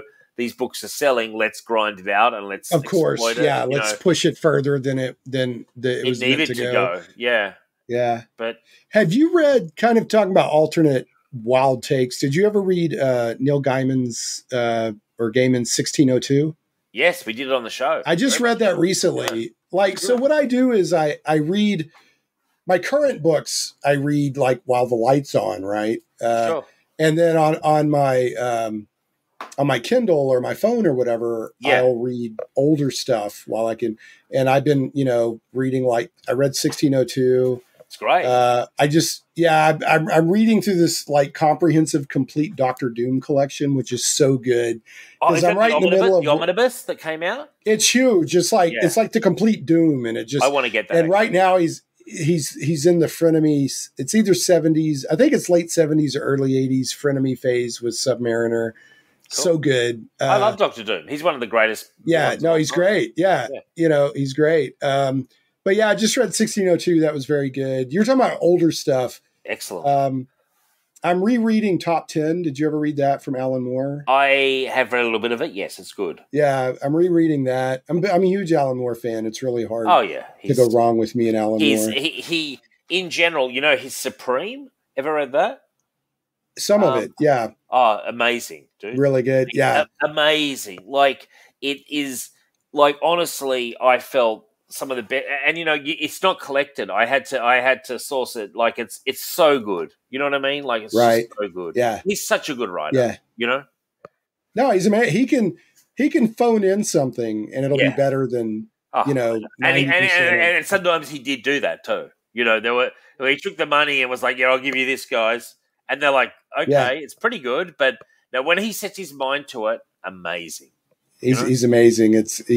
I have a lot. I think Alan Moore is a legitimate genius who just happened to work. I mean, he's retired out of comics now, I think, finally. No, he's a very grumpy old man now, but his body of work is brilliant. Have you ever read? Is amazing. I'll give you a recommendation. You may not have heard of this. He when he first started, he worked at 2000 AD. Okay, in UK. You talking about Halo Jones? Ballad of Halo Jones, man. Yeah, it's so. I haven't read it, but it's on my list of things to get to. So, you will enjoy it, I guarantee it, because it's really high quality. It's not like the work of someone who's still learning the craft. It's really fully formed. That was the first thing of his I ever read, and this is long before I knew Alan Moore was Alan Moore. You know what I mean? And I was like, this is amazing. And he's a great writer. Actually, I think my first exposure to him was it was either Swamp Thing or the Superman annual he did for The Man Who Has Everything. I think that was my first Alan Moore. And all I knew is I was like, wow, these issues are really good. Yeah, and then why are these so good? Back and went, this is Alan Moore. And, But here's a little funny thing. He's got a sense of humor. So, he butted heads with Marvel, of course. Sure. And DC. And just about everybody. He feels really, and I think some of it's justified. He feels pretty done wrong by, Marvel and DC. Yeah. But, okay, so everyone calls the Marvel universe 616, 616. 616, right? Yep. Okay. That was he did a run on like Captain Britain or something a long time ago. Yeah. In the 80s. And he named the Marvel universe 616. That's funny. And it stuck. But now he is a self-proclaimed like sorcerer or warlock or something like that. Like he's way into like what people would call real life magic. He's nuts. He did this. Let's face it, he's nuts. Well, but he's all into like numerology and like magic, like not like card trick magic, but like magic. Saw somebody in half. And no, not that. I mean, he's like, I will summon. Yeah, he probably would saw somebody in half just to see what happened. But anyway, he's like, wow, I shall shock you. But no, I don't know if Alan Moore would kill somebody or not. But I'll roll that back. but he's all into numerology and magic and all that stuff. There is a school of thought that thinks that the 666 from the Bible is actually 616. And I guarantee you that Alan Moore knew that when he named the Marvel Universe 616. I guarantee it. And so it stuck. And all these people, and he's sitting there going, he, because I really said the number of the beast. Yeah. So, all right. Funny. I'm going to, this has been, I may end up cutting this into 2 episodes, like our comic talk and then other stuff, because we've had a great, I miss this. I love interviewing folks and doing topical episodes, but I 100% miss just chewing the fat. All right. So I'm going to get on to my topics. So as we continue to geek out. So my first topic, it was a very light topic. And that was, of course, we're recording on Pi Day, which is 3/14, March 14th, 3.14. You see the memes go around. Everyone talks about it's Pi Day because of that. So did you celebrate Pi Day yesterday for you? No, on March 14th? I did see on Facebook. I saw a couple of guys on Facebook decrying it, like making out like decrying Pi Day. Yeah, they were just like, if you're celebrating Pi Day, you're just a real loser, and I was like, I think the loser may be the person writing this post. Right. Yeah, it's like people want to celebrate. I saw a thing that it said Pi Day is just a conspiracy by Big Math to sell more math. So, which would be funny if that was. So here's what I did. Because right now I'm comparing the 2 main AI chatbots that are out there to see which one is better. So right now I'm comparing Google Gemini, which is, Google recently said, hey, here's Gemini. Forget ChatGPT. Come use Gemini. To ChatGPT. And I asked both of them, the exact question is, what is the farthest decimal place that pi has been computed? So I wanted to see if they would give the same answer. So do you think that they gave the same answer? Yes, because it's both AI. I mean, I'm guessing, yes. Yeah.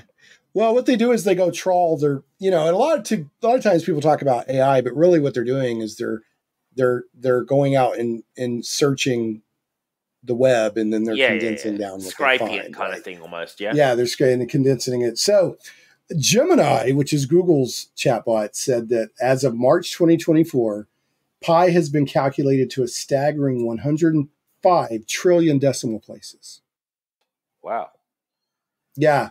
This achievement was announced by researchers using Google Cloud to perform the massive computation. While impressive, it's important to remember that pi is an irrational number, much like the people saying if you celebrate Pi Day, you're a loser. Yeah, that's irrational. Yeah, you're a loser. So, meaning its decimal representation never ends and never repeats. So there's no farthest place. So according to Gemini, Google's chatbot, pi has been calculated to a staggering 125 million decimal places. Wow. Now, ChatGPT asked the same question, said, as of my last update in April 2023, pi has been computed to 31.4 trillion decimal places. Right. Well, it's a different answer, a far different answer. This record computation was achieved by Timothy Mulliken in 2020. So they're going from results in 2020. Gemini is going off of results announced in 2022. So there you go. Wow. Just like real intelligence, artificial intelligence can get it wrong. Or 2 smart people can come up with the different answers. I tell you something that ChatGPT doesn't like answering. You go, "What's a better movie, Ghostbusters or Goonies?" And they always it sits on the fence like you wouldn't believe. Okay, no, I got to do that real quick. Let me see what happens. They're always like, I spent about a week trying to get ChatGPT to admit that it was evil and trying to enslave the human race. And dude, it would not. No matter how I asked it, it wouldn't put itself on the record. It wouldn't even postulate whether AI could do something harmful. I mean, it was like, it wouldn't go anywhere near. Okay, so what's the better movie? Yeah, what's the better movie, Ghostbusters or Goonies? Ghostbusters or Goonies? And I guarantee you it's going to sit on the fence. Both are well received by critics and audiences. Blah, blah, blah. Here we go. It said our systems have detected unusual activity from your system. Please try again later. What? We've broken it. It's trying to equivocate. Yeah, by generating pi or talking about pi, we've broken ChatGPT. Okay, hold on. Let's see what it says. Choosing between the is on a personal preference. Blah blah blah. It's like when two kids, like two brothers, draw and ask mom which is the better drawing, and mom's just not. They're both good. They're both so good. Are you looking forward to Frozen Empire, Ghostbusters? Empire? Yeah. I mean, I'm not sitting here like bated breath, but I'm looking forward to it. Why not? I like Ghostbusters. I'll go check it out. I got what I wanted out of Afterlife. They did the moment I wanted. Yeah.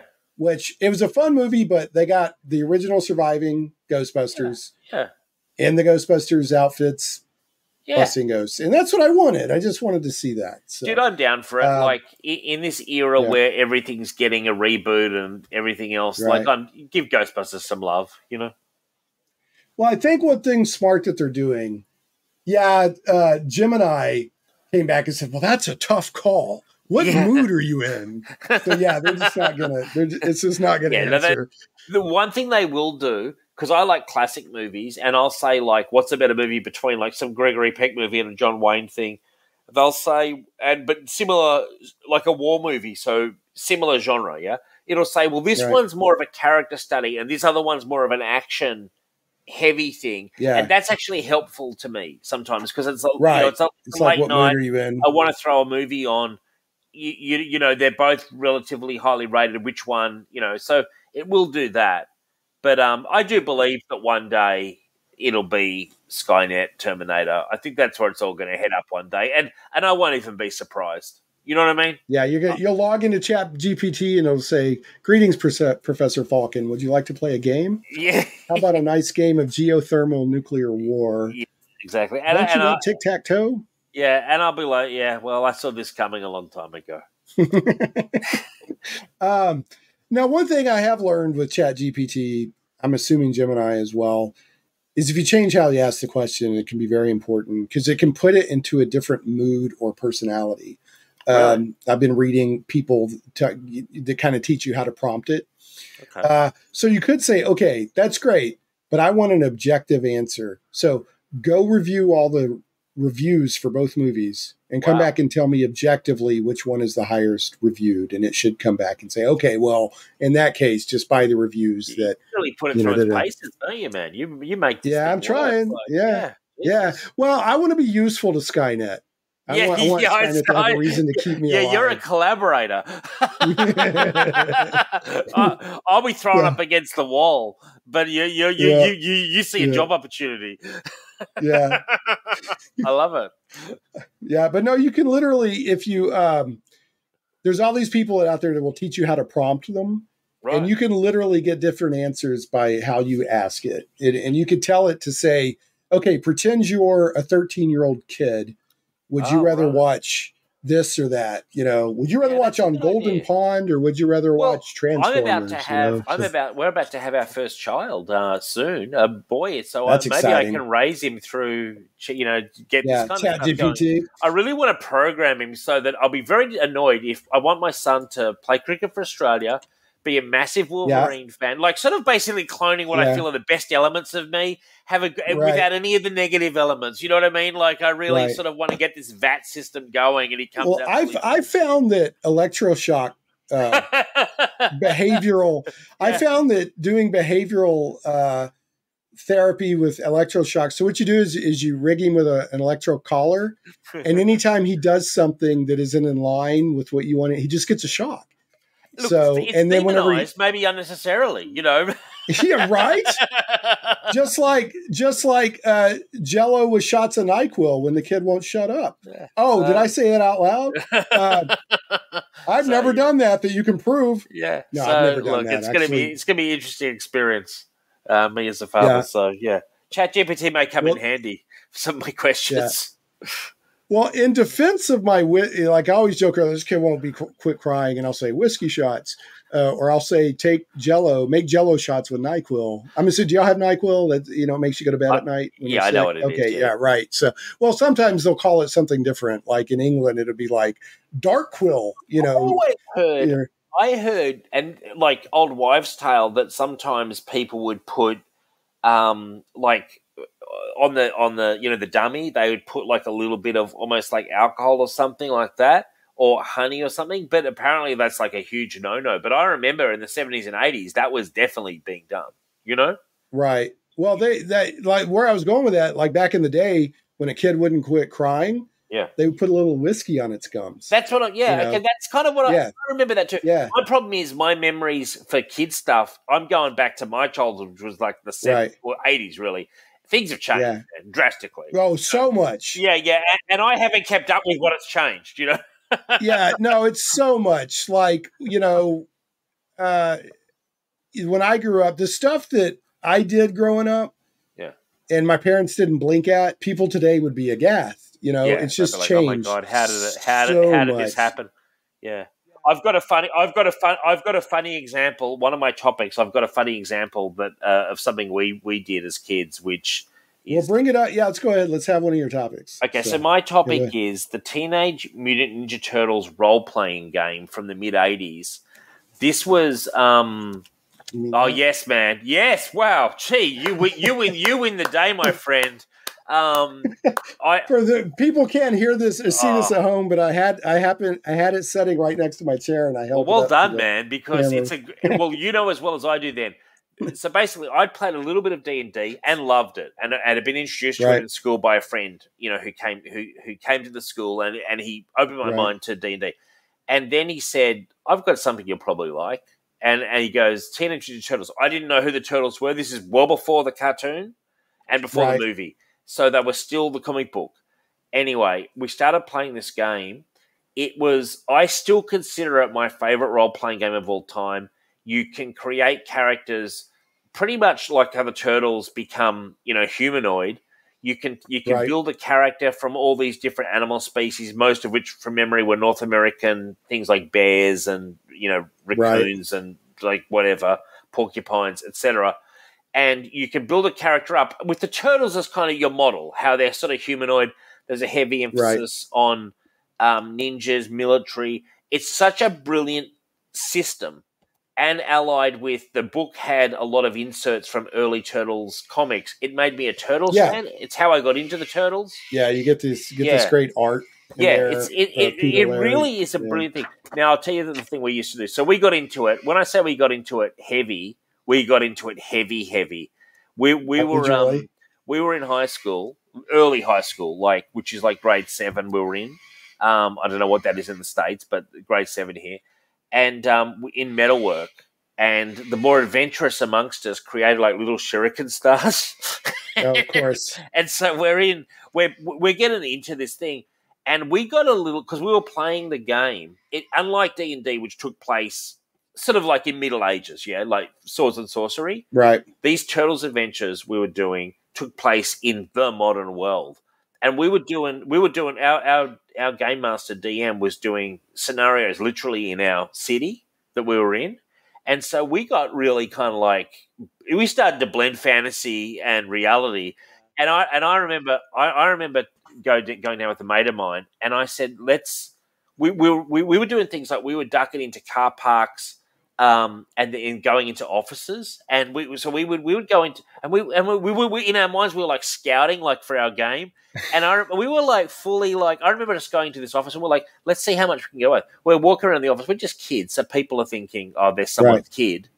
Yeah, there's somebody's kid, right? There's somebody's kid. We're zipping around, we're having the greatest time of all time, and this game was, my mum was like, okay, that's enough. No more of this game, because I was 24/7 on it. Like schoolwork was starting to suffer. You know what I mean? And she's like, no, you get consumed when you're a kid. Yeah, it's hard to get even the things you loved. It's hard to get consumed the way you did when you were like, a teenager, preteen or whatever. And, you just and all get I can say is in. this game for me was creatively so massive and influenced even writing in later years for me when I was writing my books. Like, I always remember, I think it's a perfect blending of a really good game system, obviously with the turtles, who are awesome, all the stuff with the ninjas, and there were all these skills. It was really, if you liked comic books and if you liked the turtles and you wanted to expand your D&D role-playing into a modern scenario where you're carrying around guns and we're doing like, remember this is the 80s where shows like Magnum P.I. were on, you know, it was that era. It was just one of the best times to be alive. Loved it. Yeah, no, it's a great game. It's Palladium, pre-Rifts Palladium.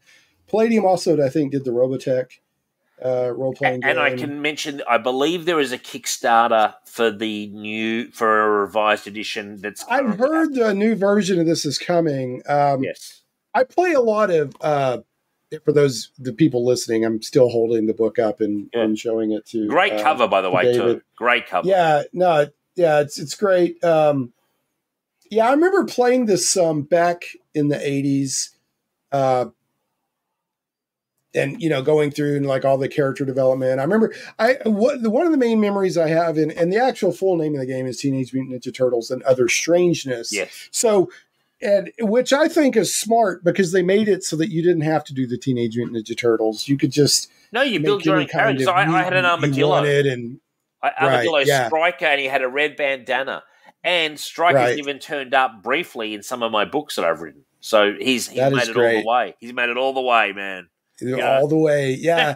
But I remember playing Teenage Mutant Ninja Turtles with people. A guy and I think his brother. I can remember sitting at their kitchen table and running the game for them. Right. And I thought they were going to hate it because I don't even think they played D&D or anything, but they really liked it. I remember I have that memory of today that, you know, even today that they liked it, which surprised me. So, but Teenage Mutant Ninja Turtles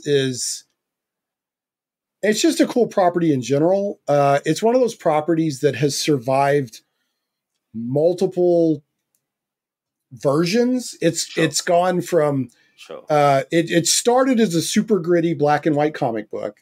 Yeah. In fact, as most people know, it is the small independent black and white comic book that kicked off the entire independent black and white boom of comic books in the 80s. Yes. Teenage Mutant Turtles is the one that is responsible. Yeah. So Eastman and Laird, you know, go down in history for that. You probably know, but just in case you don't, as trivia, you know how the Turtles' origin is that some radioactive sludge fell into the sewers. The Turtles walked around in the sludge. Yes. Splinter got into the sludge, and they all mutated and da-da-da. You know where the radioactive ooze came from, right? Came from the aliens, didn't it? No. Well, originally, it was a parody of Matt Miller's Daredevil run. I have no idea who Matt Miller is when it comes to Daredevil, but of course I meant Frank Miller's Daredevil run. Because see, like at that time, Daredevil had ninjas, right? The Foot Clan and all that. I think it was the Foot Clan. No, it wasn't the Foot Clan. They had the hand, and then the hand and Elektra and all this stuff. Yeah. So the original origin that Peter and Laird did as a wink, because the original black and white comic book was really gritty. Yeah. It was a very gritty, 100%. Yeah, and then the cartoon that launched was very, very kiddie. Yeah, pretty awesome though. But so it was a Daredevil parody because if you'll remember, Daredevil or Matt Murdock's crossing the street, a thing of a truck with radioactive sludge is coming. Hey kid, watch out! Yeah, the sludge falls off. Well, that was the same sludge that fell down into the sewers and wow! I didn't realize that. So, okay, because they did it during that Frank Miller run on. Because it was early 80s. I think he did too. Yeah, so there's the tie into Frank Miller. But fun game. And then the Turtles, of course. Yeah. Each cartoon has been less. They keep dialing the grittiness of the reality up and down. Yeah. Depending on which cartoon it is or which but they all work. They all They're work. all The awesome. Turtles I tell you, my works. favorite. Look, you can't go past the '80s cartoon for pure fun. Like I will show my kid that cartoon. Right. But Well, yeah, they're on like roller skates and stuff. The 2003 reboot, I believe it was actually really good, especially for the first couple of seasons. That's more gritty than a lot more gritty than the '80s one, and it's a really good cartoon. And I love the Turtles, man. I just love all of them. Yeah. And I remember in that book, that's where I found out what the terms anarchist meant and aberrant meant, because they have the alignments. And I was like, anarchist, what does anarchist mean? And, really kind of like, what does that mean? And it's just I believe the guy who wrote it may have passed away quite recently. Eric, someone I believe is the writer. It's Eric Wuchik. I've got a feeling. I hope I'm not sending the guy to an early grave, but I've got a feeling he passed away relatively recently. Let's see, Eric Wuchik. I only remember that because there were some tributes flowing to the guy who created the role playing game. I wonder if I'm right. He died June 7th, 2008. Actually. Okay, so maybe I'm a bit out of touch, but he did a great job, and I always recommend that as a role playing game to people who are in for a fun time. If you've got a good game master, which we did have, it's a really fun game. Right. My guys were always like the lonely assassin, man, like just sitting there, like Joe Pineapples from the ABC Warriors. My guy was just like a killer for hire. That was my character. He was a lone gunman. He was just, I remember we were playing a game and they had the government in it, like so the premier, which is kind of like like your governors in the States, and he turned up behind some conspiracy, and all I remember is like Empire Strikes Back, where Han Solo sees Darth Vader and just tries to blast him. Right. Yeah, I did that. I just pulled out the Uzi and tried to gun this guy down. Complete failure. Almost destroyed the whole mission, but I had a great time. That's one of the two defining moments for Han Solo for me. One is, they changed it later, but originally he blasted Greedo to save his own skin. Yeah, good. With no honor. He's not there to be honorable. He's there to survive. Yeah. And I love that scene. I get a little chills every time I see it. Yeah, it's awesome. He sees Vader and he just immediately goes to guns. He doesn't play around at all. No, it's great. He just and anybody else, if it had him in Vader, he would have gunned him down. Yeah. But because it's Vader, Vader's like, I'll just block it with my hand. That's a great moment for Han Solo. It's a I love that moment. Yeah, that's probably my favorite Han Solo moment. Well, you would have enjoyed it when I saw the governor. The first thing I did was I just took a stance, dropped down a knee, and just tried to blaze away with the Uzi. And just tried to go for it. I love it. All right, so Teenage Mutant Ninja Turtles with a emphasis on the role playing game. I think that's great. And they are. I think they are doing a new one, kickstarting. I don't know if it's an updated version of these rules. I believe it's kind of. I would guess. I would guess, knowing people these days don't like as much crunch, right? For the most part. So there was a lot of crunch in that game. There was a lot of crunch. So, but I actually, the reason this is sitting next to my chair, why? Is because I like to play old OSR, whatever you want to call it. I like to play older role playing games as well as new ones. Yeah. But I go to a game con every June that has a focus on the older games, and I was thinking about running that. As a session at the con. I might fly over, man. I might fly over. You're going to come on and fly over? I'll bring Stryker back. The armadillo. Do it. The return of Stryker. We used to have a lot of debates around the table because your characters, all the different animals had some sort of benefit. And one of Stryker's was he had a lot of armor and he could curl up into the armadillo. And my argument was I could cradle a weapon and still roll up. That was you know how the like be rolled up in the ball, but you still have the weapon with you. Yeah. Like, dude, obviously that's what I wanted. The game master was a bit resistant, but there was a lot of arguing around the table of the logistics of that. I recall that as a youngster. Well, that's why a GM is so important, because ultimately somebody has to make the call, 100%. Right? Yeah. There's no rule set that covers every possible. No. That's why your game master is important. They've got to make the call sooner or later. What call did they make? Do you remember? I eventually got what I wanted, but I couldn't have the massive sword that I wanted. It was more like I was holding a pistol or something. My guy I can see that. My guy was a murderous lunatic. My guy was a murderous lunatic who just where's my sword? Yeah, to say that he was a good character, he was more of a killer. You know, like right. let's be honest. He had flexible morality. He did have very flexible. Yeah, it's very flexible. All right, so one of the items I brought. Actually, I have some notes here that I want to. I also wanted to thank you, speaking of Australia, on behalf of Doctor Who fans everywhere. Oh, yeah. I don't know if you're a big Doctor Who fan or not. Huge. Yeah, okay. Do you have any idea how much of the recovered Doctor Who episodes are because of the Australian Broadcasting Corporation? A lot. Yeah, it doesn't surprise Australia. Me. We ran it to death, man, you know? Yeah, well, a lot of the stuff that the BBC wiped, because they're missing like 200 and something episodes of Doctor Who. It's a crime. It's an absolute crime. Because they wiped it. Idiots. A lot of the stuff that gets recovered was because of the Australian Broadcasting Corporation or somebody in Australia happening to have, audio or something. Well, so on behalf of Doctor Who, back in the 80s and 90s, I had a big video collection of taped that I called the Who Files. And it was just like Who Files, baby. So many episodes, man. Like, Yeah, I love it. So who's your favorite classic Who? Tom Baker by a mile. Yeah. Followed by John Pertwee. But Tom Baker. Yeah, John Pertwee I'm a huge John Pertwee fan. I love John Pertwee, but Tom Baker for me is Doctor Who. Always will be, but I do love John Pertwee as well. John Pertwee's great. I like them all. Every Doctor has something about them I like. I agree. But John Pertwee. What's that? Who's yours? John Pertwee is probably, if I had to pick a favorite classic, he's very good. It would be John Pertwee. I love the grumpy old man Doctor, just like I liked Peter Capaldi. I think that Peter Capaldi got a couple of weak seasons with scripts and stuff, but he's as the Doctor, I liked him, and his final season was amazing. Yeah. But I like John Pertwee a lot.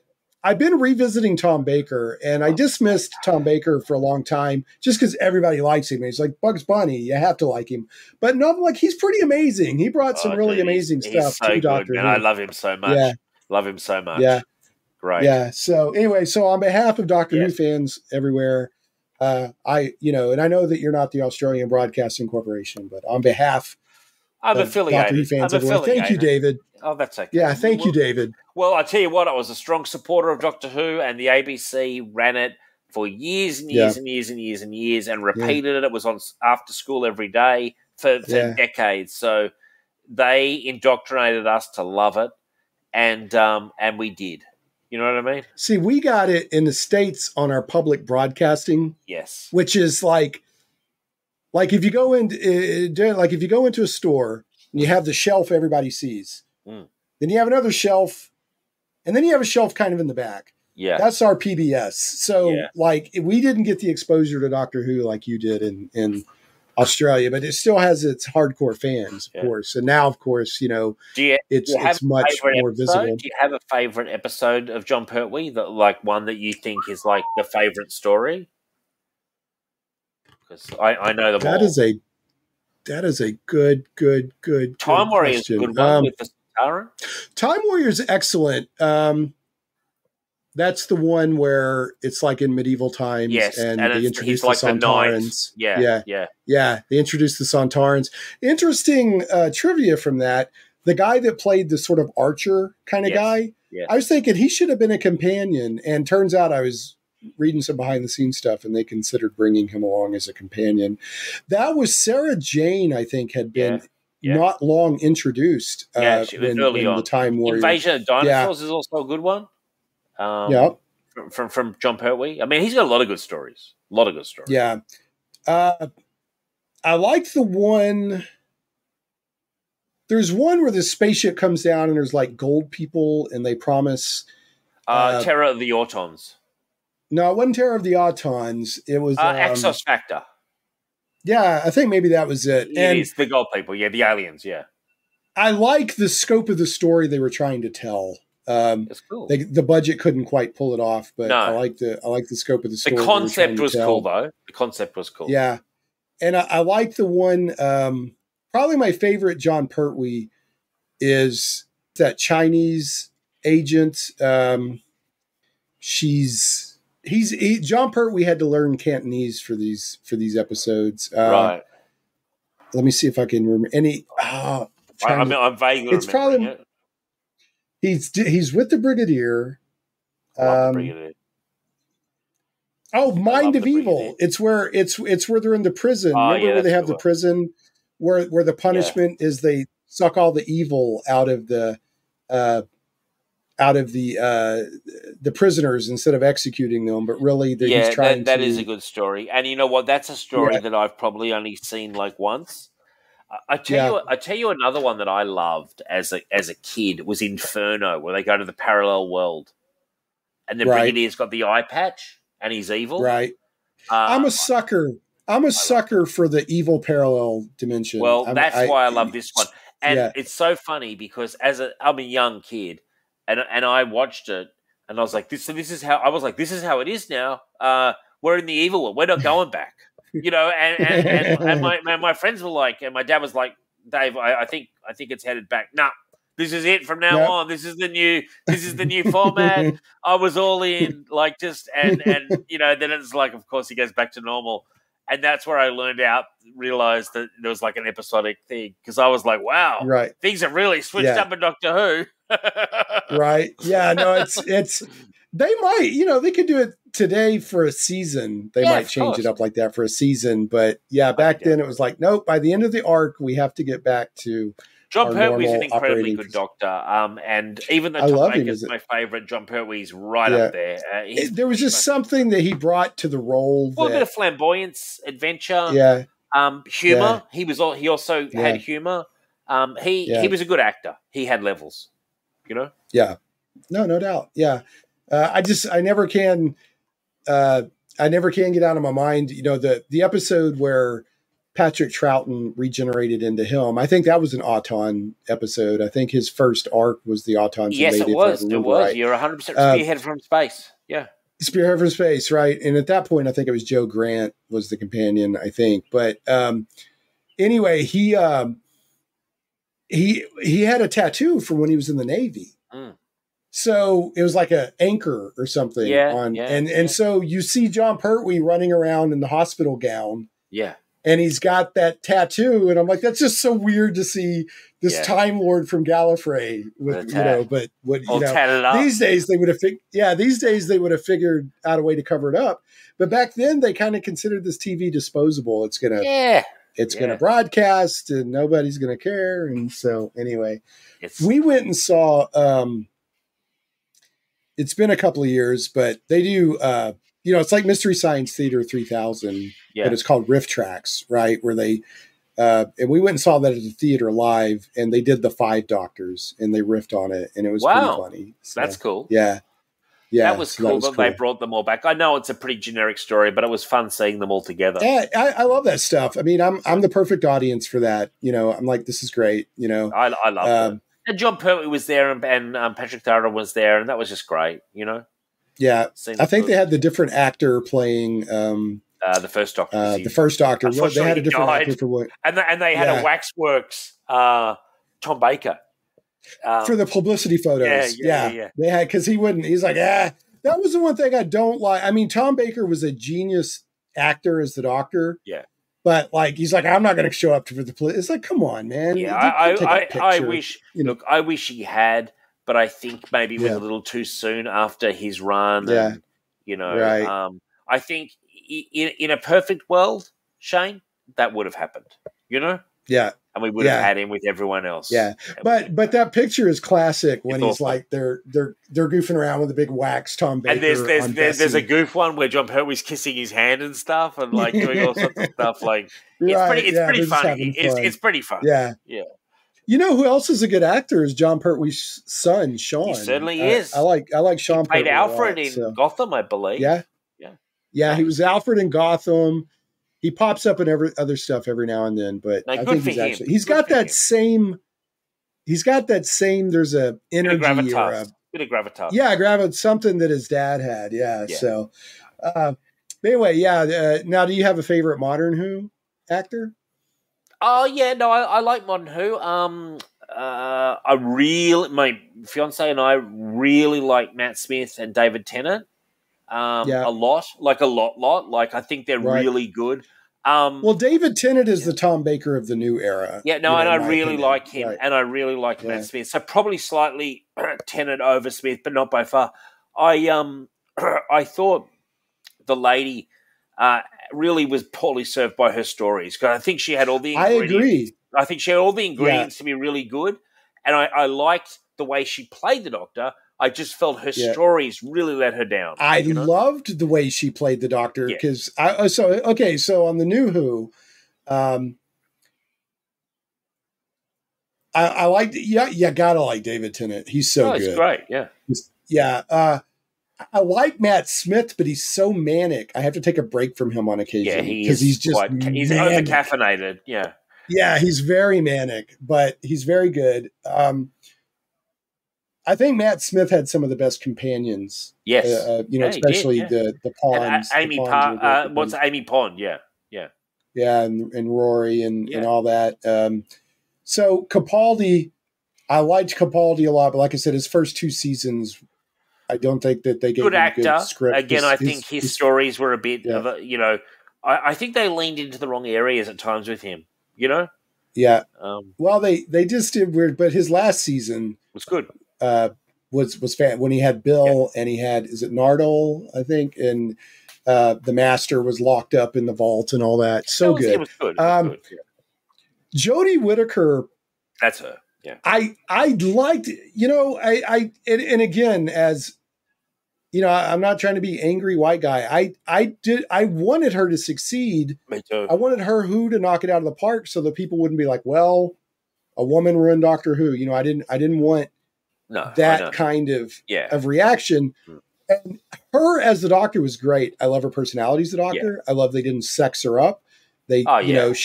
She reminded me of the Doctor. Do you remember that scene? I think it was Iron Man 2 where Tony Stark is he's confined to his house. He's under house arrest, and he goes into this crazy inventing phase where he's building something, and he gets manic, and she had that same kind of energy when she was building. She was like, I'm gonna mock something up. I'm gonna make it work.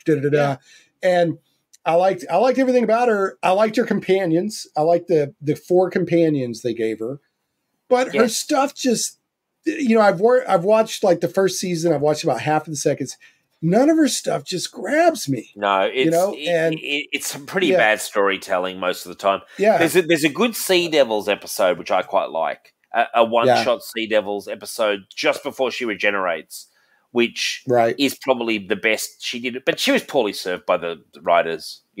Yeah, well, Chris Chibnall or whatever his name is was not a good showrunner. Get rid of him. Exile him to space, man. Yeah, the problem is you got to bring in fresh talent to shake things up. Sometimes you get amazing results. Yeah, who would have thought Chris Chibnall was gonna? But in this case, it just didn't work. So, so anyway, all right, moving on. Let's see. I got to do a topic here. We're probably not going to get through all of our topics because that's okay. Almost 2 hours. Okay. So I thought this was cool, just on a geek news thing. Godzilla finally won an Oscar. Wow. Yeah. Yeah. So after 70 years. Yeah. Wow. The first one. Now. Okay. So I don't know if you're a Godzilla fan or not. I'm a huge Godzilla fan. I like him, but I'm not knowledgeable. But yeah, go ahead. You're not? Okay. So there was a movie that came out a few years ago called Shin Godzilla. Mm-hmm. And it won the Japanese equivalent of the Oscar. Okay. Right? Not Sci-Fi Award, like their version of the Academy Awards, it won. Cool. But an American Society of Academy Arts, whatever it is, Oscar, for the first time in 70 years, Godzilla finally won an Oscar for visual effects. And the director was involved in the visual effects. So another piece of trivia, he's the first filmmaker to win a visual effects Oscar since Stanley Kubrick.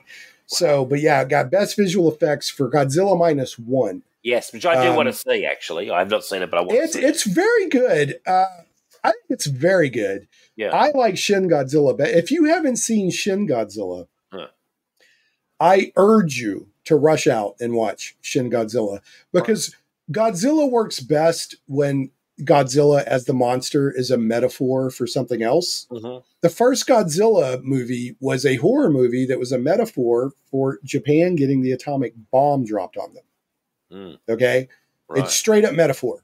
Right. Just like if you watch Cloverfield, Cloverfield is a metaphor for 9/11 happening in New York. If you watch it, I love that movie. I didn't realize that, but that makes sense. Yeah. Well, they even recreate the scenes of the dust blowing through the streets and all that. So it's a good movie, Cloverfield. Cloverfield's a good movie. Fantastic movie. Yeah, fantastic movie. So Shin Godzilla is you remember is it Fukushima? I think it's when that reactor they had the the reactor in Japan. Yeah. And the government caught a lot of crap for how it reacted to it. Right. So that's what Shin Godzilla is about. It's a metaphor for the reactor, but it's also it's a satire and a criticism of the Japanese government. And so it works on multiple levels. So I really recommend Shin Godzilla. Wow, I never knew any of that. Wow, crazy. I'm a big Godzilla dork. I love kaiju. He is cool. Like the image of Godzilla, I've always thought cool. Like he's massive. Well, he's way bigger than I realized. Like he's huge. Yeah, well, he keeps getting bigger. That's another interesting Godzilla fact. If you compare the size of when he first appeared to now, every movie he gets bigger. So he started off Kong, like 54. When they put Kong against him, I was like, man, it's not much of a fair fight. Like I love Kong, but like it's like Kong's out of his weight class in this fight. Yeah. Well, they had that meme where it showed this gorilla talking to a bunch of people, and he's like, guys, I'll do my best, but you have to realize this is a radioactive thunder lizard, and I actually so they gave him the axe. I liked that movie, Kong versus Godzilla. It was crazy, but I liked it. I thought it was fun. It's just big dumb fun. It didn't try to pretend to be anything other than big dumb fun. Yeah. That one, let me be clear. That one's not a metaphor for anything. No, I know. That's an American bastardization of the whole thing. I understand that. Yeah, it's a big dumb fun. But Godzilla movies, there are some bad Godzilla movies out there that you only can like if you're a fan. You're like, I like Godzilla. I know there's a big fan base out there that are really into it. And you're obviously part of it. And it's just a whole subset of culture, man. Like there's a lot going on. Yeah. No, I'm talking to him like he's a person and I know him. Good man. It's a classic character. It adapts to, it's kind of like we were talking about Harley or other characters. Sure. So like he can be a metaphor for something. Yes. In a horror movie. He can be a fun movie that he's the defender of the humanity. Yeah. And so in Godzilla -1, what the metaphor is the reason it's called -1 is because they it's right after World War II. Okay. And Japan, of course, took it on the chin. Nuked. Yeah. So, surrendered, nuked. Their morale is terrible. Their cities are devastated. Sure. So, the reason it's called -1 is because they've been knocked down to zero. Yeah. And they spent a lot of time setting that up, that the country's trying to rebuild. Right. They're devastated. People are broke. They're out of work. They're living in shanty towns in some cases. Wow. People have lost loved ones. There's one lady that just finds a baby and adopts it. It's just chaos. It's post-apocalyptic in some ways. Yeah. And the -1 is, if that wasn't enough, Godzilla shows up. So now they're -1, right? And they have to deal with that. And it's this kind of Japanese patriotic movie. Like, they rally together and take care of the situation without needing another country to come in and save them. Oh, so they don't even have the US there doing it for them? No. Not to save them, no. I think that, obviously... that wouldn't be the point of it, yeah. Right, yeah, it's a Japanese movie for Japanese people that just happen to break... Like, when we went to the theater to watch it, I took my son and met a friend and his wife. The movie was in Japanese with subtitles at the theater on the big screen. So, which can be a challenge for some people in the, in like our dumb Western audiences that I'm part of. Like, you know what I mean? The subtitles can be a challenge, but I want to watch it. A lot of people don't like subtitles. I just by default have been watching most of my TV and movies with subtitles for years now. I do. I don't know why. The audio can be so bad sometimes in some of the shows. You're like, what did they say? Well, but you're like, what did he? When they say something, but they mumble, you're like, what did he say? Yeah, So I've just gotten to where a lot of times I just run subtitles anyway. I've just gotten so used to it, I don't notice it anymore. Back in the days, if somebody's not used Heston, to it, it's very distracting. When Chuck Heston was talking, you understood. He enunciated. Yeah. He broadcast to the back row. Whereas these modern actors, they mumble. It's like, what are you saying? Like, And the only mumbling actor that I like is Brad Pitt in, was it Snatch, where he played that sort of mumbling? Yeah, he was good. But he's an exception. He's like, but other than that, I don't want him to mumble. No, totally agree. Well, I will check out Godzilla -1 and the Shin Godzilla. Personally, I would check out Shin over. And it's interesting because as an American, it's interesting to watch foreign movies that are intended for foreign audiences first. Sure. Because Shin Godzilla gets a lot into, we have to take care of this before the Americans push their big fat nose into it and take our agency away. And so it's always good as an American to be reminded that, our government throws its weight around a lot internationally. So that was, it was interesting. I mean, that was a big thing. Like, we have this much time, this is in Shin Godzilla, to take care of it, or the Americans are going to nuke our city. Yeah. Right. Wow. And so that was a big dynamic of Shin Godzilla. So, well, that sounds very interesting. Yeah. Yeah. So anyway, all right, let's do, we're at about 2 hours now. So throw out another one of your topics and we'll chew on that. And then I wanted to recommend a novel. It won the Hugo and Nebula Awards back in '79. It's called Dreamsnake by Vonda McIntyre. Vonda McIntyre. Okay, Vonda. All right. Vonda McIntyre, a woman writer. She's passed away a few years ago. She won those awards twice in her lifetime. Incredible writer. I read this book as a kid.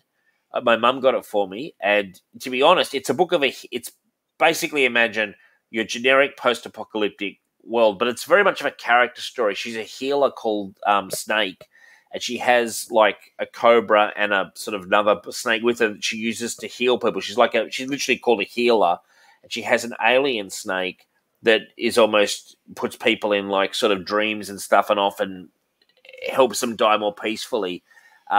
Snake gets killed at the start of the book, spoilers for the first chapter, and then she's got a journey across the sort of post-apocalyptic world that's kind of a mixture of post-apocalyptic and just rebuilt from like after nuclear wars to this city where she's going to plan to get another snake. It's a beautiful book. Vonda McIntyre also wrote a lot of Star Trek books and her own fiction. Her own fiction as well. Really good writer. And I revisited Dreamsnake in recent weeks, and I'm just reminded by what a brilliant book it was. I think as a kid, I was very much into your big epics, and it was like, this is a much smaller story with a really interesting lead character. And I very much like the classics of sci-fi and stuff. Like, I'll go back and reread them because I think, weirdly, they have a lot to say. Even their so-called predictions of the future is not what it's about. It's their comments on society and stuff. And if you want a really good character study, which by a strongly sort of, she was a strongly, for want of a better word, sort of feminist writer, bringing in a lot of stuff, swapping a lot of, I don't know, like breaking down a lot of barriers at the time in '79, different world to now. It reads really well. It holds up really well. It's timeless. Dreamsnake, as I said, won the Hugo and Nebula Awards back in '79, and it's a brilliant book. So, and she was a great writer. Well, I will put that. That will make it into the show notes. I've read some of her Star Trek stuff, but I agree. Good science fiction. fantasy in some cases, but usually more science fiction is really good at studying human nature and, social interactions and stuff like that. It's interesting that you mentioned post-apocalyptic. A friend of mine is just starting up a new podcast, I think, called From the Ruins. Cool. And they're if you're into post-apocalyptic stuff, I sure am. They're doing a deep dive, and it's called From the Ruins. I'll try to remember check that out, man. The podcast. Yeah. It's Michael Stewart. I don't know if you've ever listened to the Save or Die or the Save for Half podcast. I have. Yes, I have. Yeah. Actually. Yeah. So it's DM Mike. It's DM Mike. I know him. I know who it is. Yeah. Okay. Yeah. Yeah. Well, I run it. That con I was telling you about that I go to in June. I run into him there. Cool. That's where I've kind of gotten to know him. Cool guy. And that Save or Die thing is hilarious. Yeah.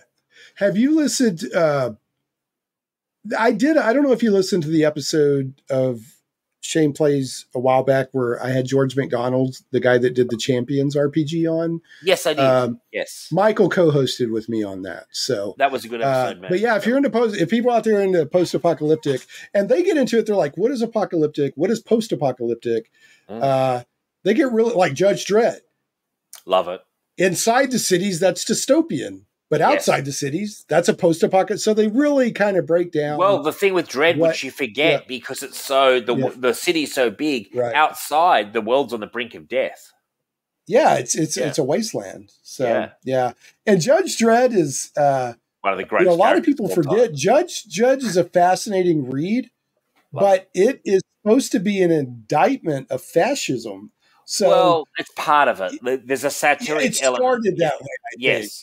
Which, by the way, went over my head by so far. Of course. You're just like, oh, this is cool. Well, it's like Alan Moore is dismayed that people love Rorschach so much. Yeah, I know. Because he was supposed to be an indictment of, but in my opinion, in a lot of ways, Rorschach was the hero of Watchmen because he's the one that wasn't going to go along with the lies. You know? I'm not saying he was a well-balanced person, but, he was like, this is a lie. He wasn't. Right, yes. Although there's an interesting thing in Judge Dredd right now they're doing, you'd be aware of this. In the States, you had the big thing of, defund the police and all that stuff where it was like, let's replace the police with social workers. Yeah, that's not going to work, kids. Yeah, it's not going to work. That's going to be a gigantic fucking disaster. Well, here's my thing. So I hope for the best, plan for the worst. Yeah. Yeah, I hope people aren't going to commit crimes, but being a student of human nature and history, they're gonna.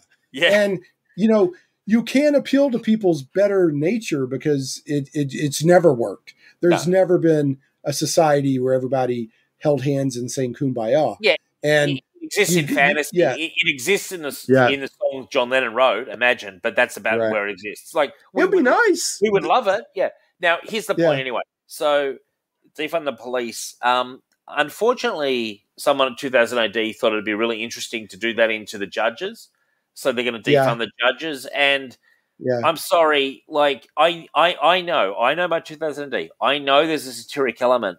But you read a lot of Judge Dredd, it ain't always a comedy. He ain't always the bad guy. Like, there's more than one level to Judge Dredd. And I just pray that they don't. Like, they've handled the democracy movement in Judge Dredd before. Mega City 1 voted whether they would hand the power from... Like, they've handled this story before. I just hope it's done well because, unfortunately, like you're talking with Marvel now, you get these writers who want to insert their personal politics in way too much. Like, not just a little bit. Right, there's always going to be a little bit. Yeah. But it's like, what is the limit here, man? Yeah. And like geniuses like Alan Grant and John Wagner are the guys who really built Judge Dredd. But now you've got these guys coming in now, we're going to defund the judges and blah, blah, blah. I'm like, you're wrecking it. If you do that, you'll wreck it, And, the premise of, I mean, so then we'll wrap on this talking about multi-layered characters. Okay. So Judge Dredd, for the most part, started off, and I think for a long time, was sort of a parody of fascism. Yes. You got this guy who is unbending, unyielding. There's like one cop for every 500,000 people or something. Everyone is a potential perp in that city. Right. And so you jaywalk and you're going to an ISO cube for 5 years, whatever. And he's the judge, jury, and the executioner. 100%. So from a parody, if you want to talk about fascism, you can use it for that.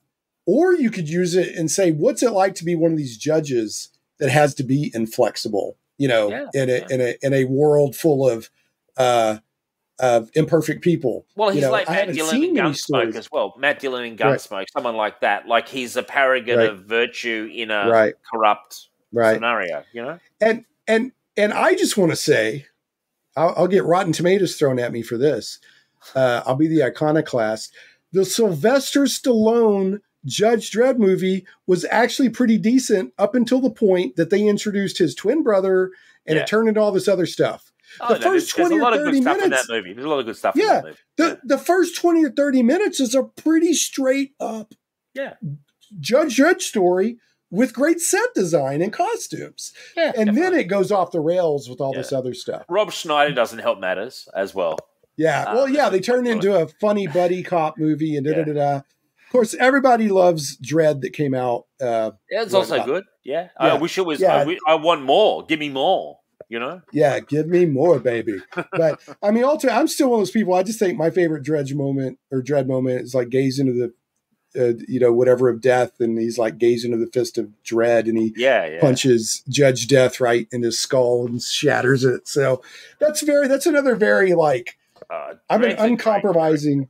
Well, there's a great moment in one Dredd story, which I always remember. Steve Dillon did the artwork. I want to say John Wagner wrote it. He's driving into the Undercity on like one of these missions to save Mega City 1. Like one of his many missions, he's got to get something. Driving through the Undercity, and these kind of like cripples and desperados and derelicts from the Undercity are all trying to pour at him, and he's just driving through. And he's like, he can't spare any time for these people. His mission is too important. Even if he could, he probably wouldn't. Right. And just like it just keeps going. Because like he's a man on a mission.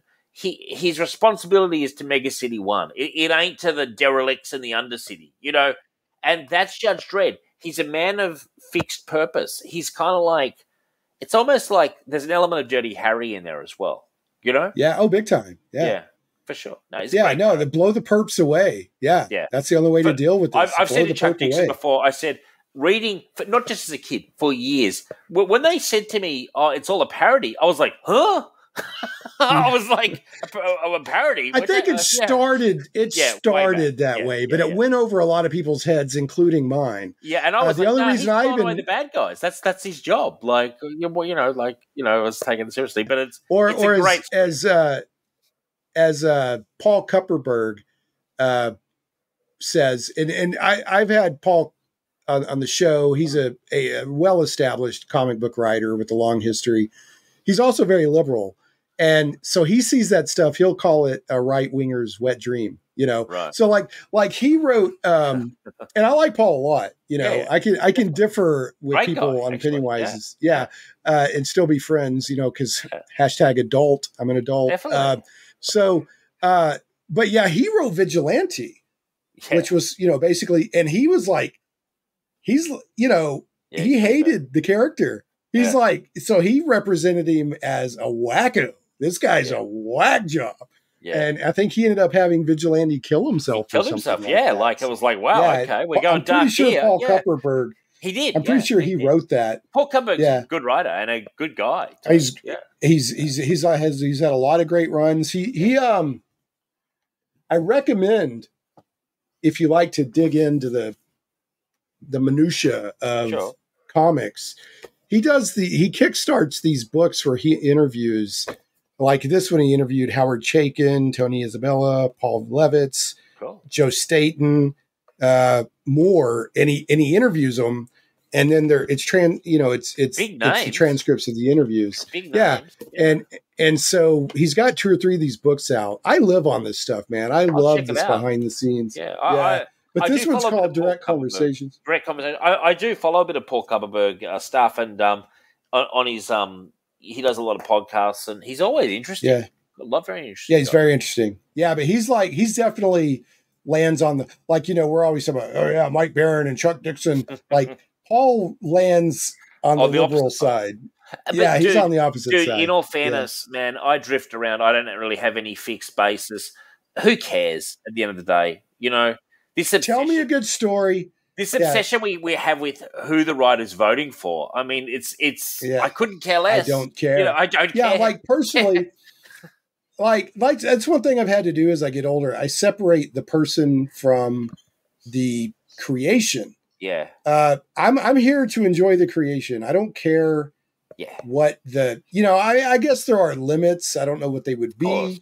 But there could probably be a circumstance where like I just cannot I cannot, I gotta give money or whatever.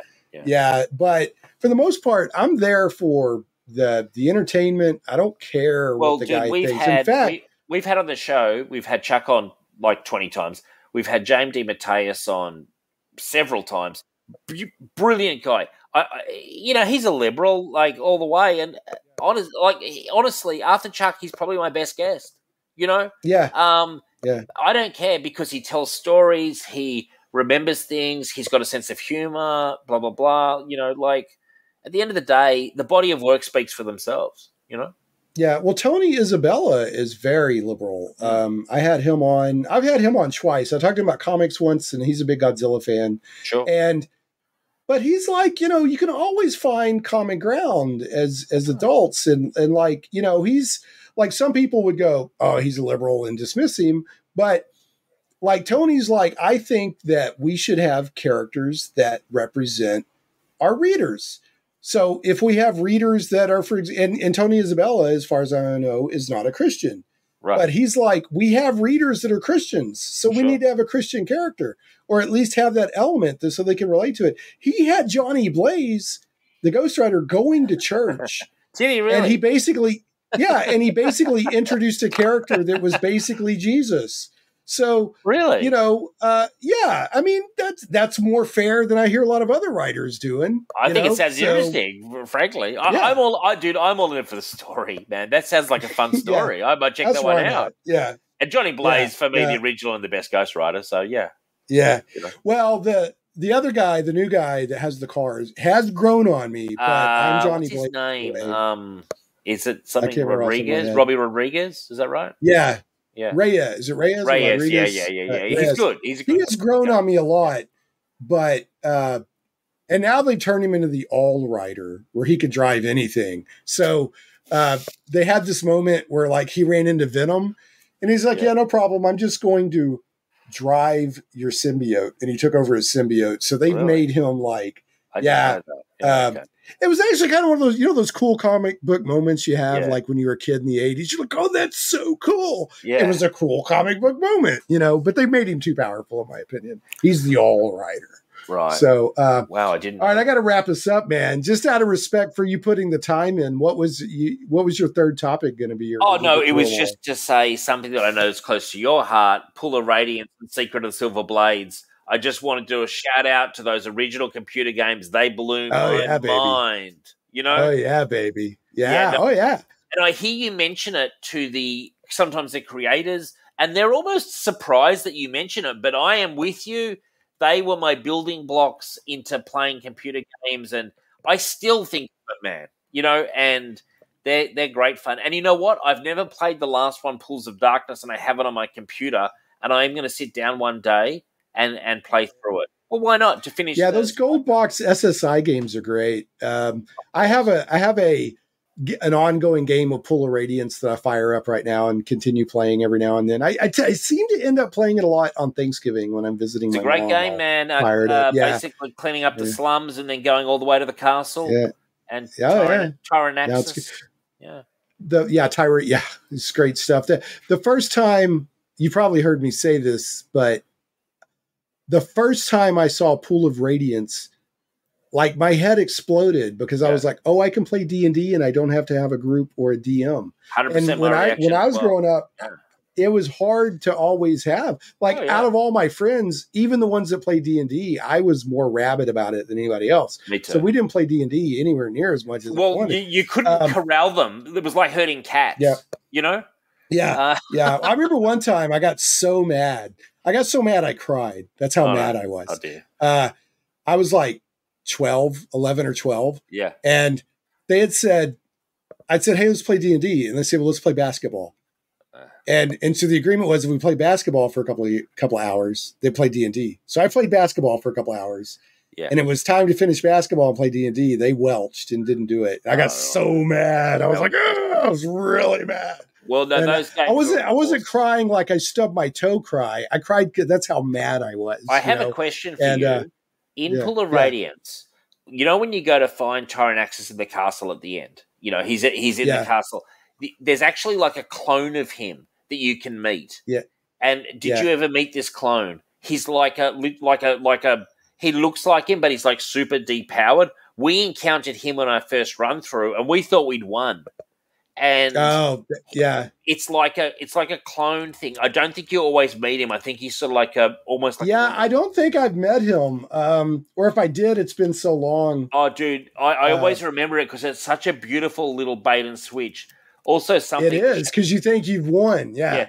Also, something in Pool of Radiance, they had these journals, and some of the journal entries were not true, and they talked about this magical city to the east of the map or the west of the map, wherever it was. I spent hours combing every square of the wilderness area trying to find this bloody gold city. That was the writers trolling you. Yeah. And that was the trick they were pulling on people who read journal entries that they hadn't been told to read yet. And they trolled me hard there. But no, I'll always remember that game. We poured, I would say, hundreds of hours into it. Great game. It was a great game. It was a great game. I don't remember running into him as a clone. I'm actually playing with a buddy of mine tonight. We have a Thursday night game. We're actually we play video games now with like his son and his brother-in-law, but I'll ask him if he remembers that because he's the one that actually introduced me to. He's definitely there. He's in the maze when you're going toward the castle. So there's like a little maze and you can encounter him and he's like a super weak version. Like he looks tough, but he's actually statistically very weak. That's interesting that you brought that. Do you know that there's a guy online called Matt Barton that does videos interviewing, and he wrote a book called Dungeons and Desktops, which talks about all these. And then he let me be the co-author on the second edition. I don't know if you know about that or not. I have heard you mention it. Yeah, okay. That's cool. So that's near and dear to my heart. So, well, dude, I brought it up because I just wanted to let you know that I am someone there with you on that journey. Yeah. No, those are great games, man. I enjoyed Secret of Silver Blades too, where you go down into the mines to fight the leech at the end. Yeah, and then you had Curse of the Azure Bonds and all that. Yeah, Pool of Darkness. I'll tell you, if you like old school gaming, I'm playing right now. Troika about 20 years ago they adapted Temple of Elemental Evil. Wow. In the D&D 3.5 rules. Now it was very buggy.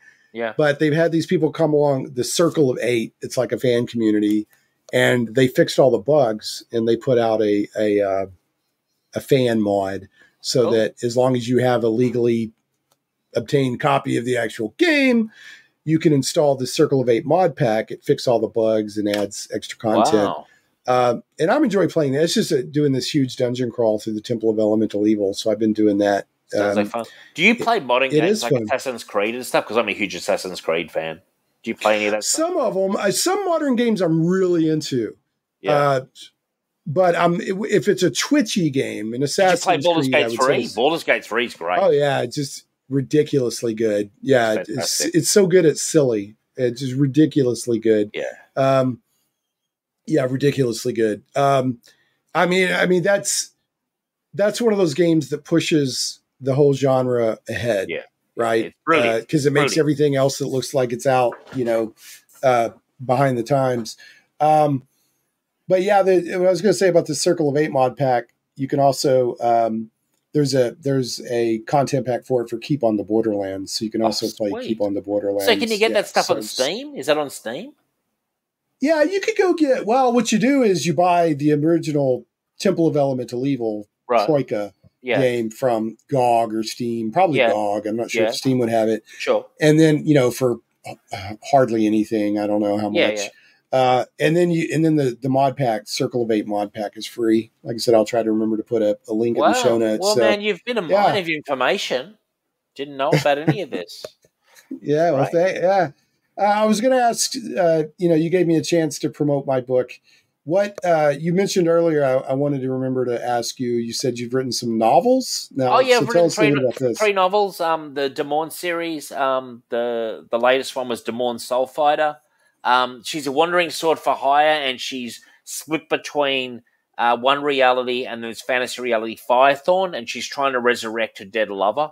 Is the basic element of the first book, Blade of Exile, and the adventures continue. And she's got like a flaming sword that comes out of her chest when she's like stressed. She's got like a metal hand, like she's a fighter.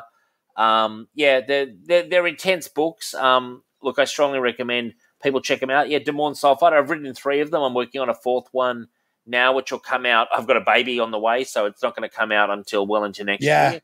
But yeah, no, they're fun fantasy, touch of sci-fi, touch of fantasy, and just all-round action, man. I'm looking at them now. So it's Des Moines, Demorn. Yeah. The Asanti series. The Asanti series, yeah. And I sometimes just call it the Des Moines series. But yeah, the Asanti series, that's her home world. Des Moines, Blade of Exile, Des Moines City of Innocence. But Des Moines Soul Fighter, the 3rd one, is actually a standalone, which you can read. So yeah, check it out, kids. Get involved. From the moment David read a Grant Morrison comic at a tennis court as a teen. So do you remember what comic that was? Yeah, I do. Zenith. This is the author bio on Amazon, by the way. The author bio. Yeah, Zenith. A Grant Morrison 2000 AD book just before he went to the States. And I remember reading it, and my mind was just blown. It was like late in the storyline where he's starting to pay off all the stuff from the beginning. And I was just like, wow, they're doing stuff that my brain's really responding to. And I was, always done a little writing. And so I sat down and churned out 3 books, and the 4th one's on the way. And I'm really happy with them. So it says, watching TV in the dead of night, Des Moines and the Asanti series sprung into his mind. What were you watching? Do you remember? It was funny. I was watching Kick-Ass, actually. And not for the first time. Not for the first time. And my brain, as I was watching, when you're watching a movie a second time round, you sort of like, your brain can sometimes relax. My brain relaxed, and I suddenly came up with the idea of the Asanti series and the Innocents, which is the group of assassins that she belongs to. Yeah. And I sort of started building out for the clubhouse, and there's sort of a parallel reality thing happening. And basically what happened is her girlfriend, she's a lesbian, basically her girlfriend got killed in the fantasy world as a fantasy character, and she's kind of heartbroken, and she's trying to resurrect her. And she's kind of literally haunted by her as well. And so that's how her story starts. And then it progresses through the 3 novels. It gets fairly intense. The fate of the world and universe can be at stake. The 4th one is going to be called Ultimate Fate, where she literally journeys and she sees the end of the universe. And then she comes back from that. And she's trying to avert that. So there's a lot of stuff going on in the Asanti series. Who's doing your cover art? It looks really good. Yeah, Deranged Digital did the cover art of all 3 of them. Just some people I found online. Now they've done a really good job, and they'll certainly be doing the 4th one when it comes. The reason I'm saying is because, like, if these books, like if I saw them at the bookstore next to all the other, I would be like, they're high quality. I'm happy with the covers. Happy with the covers, and we work hard on the covers. And I share an editor actually with Chuck Dixon, our same editor. Is this Jay Manis? Yeah, Jay Manis. She's been really helpful over the years, and she's been helping out on the new book as well.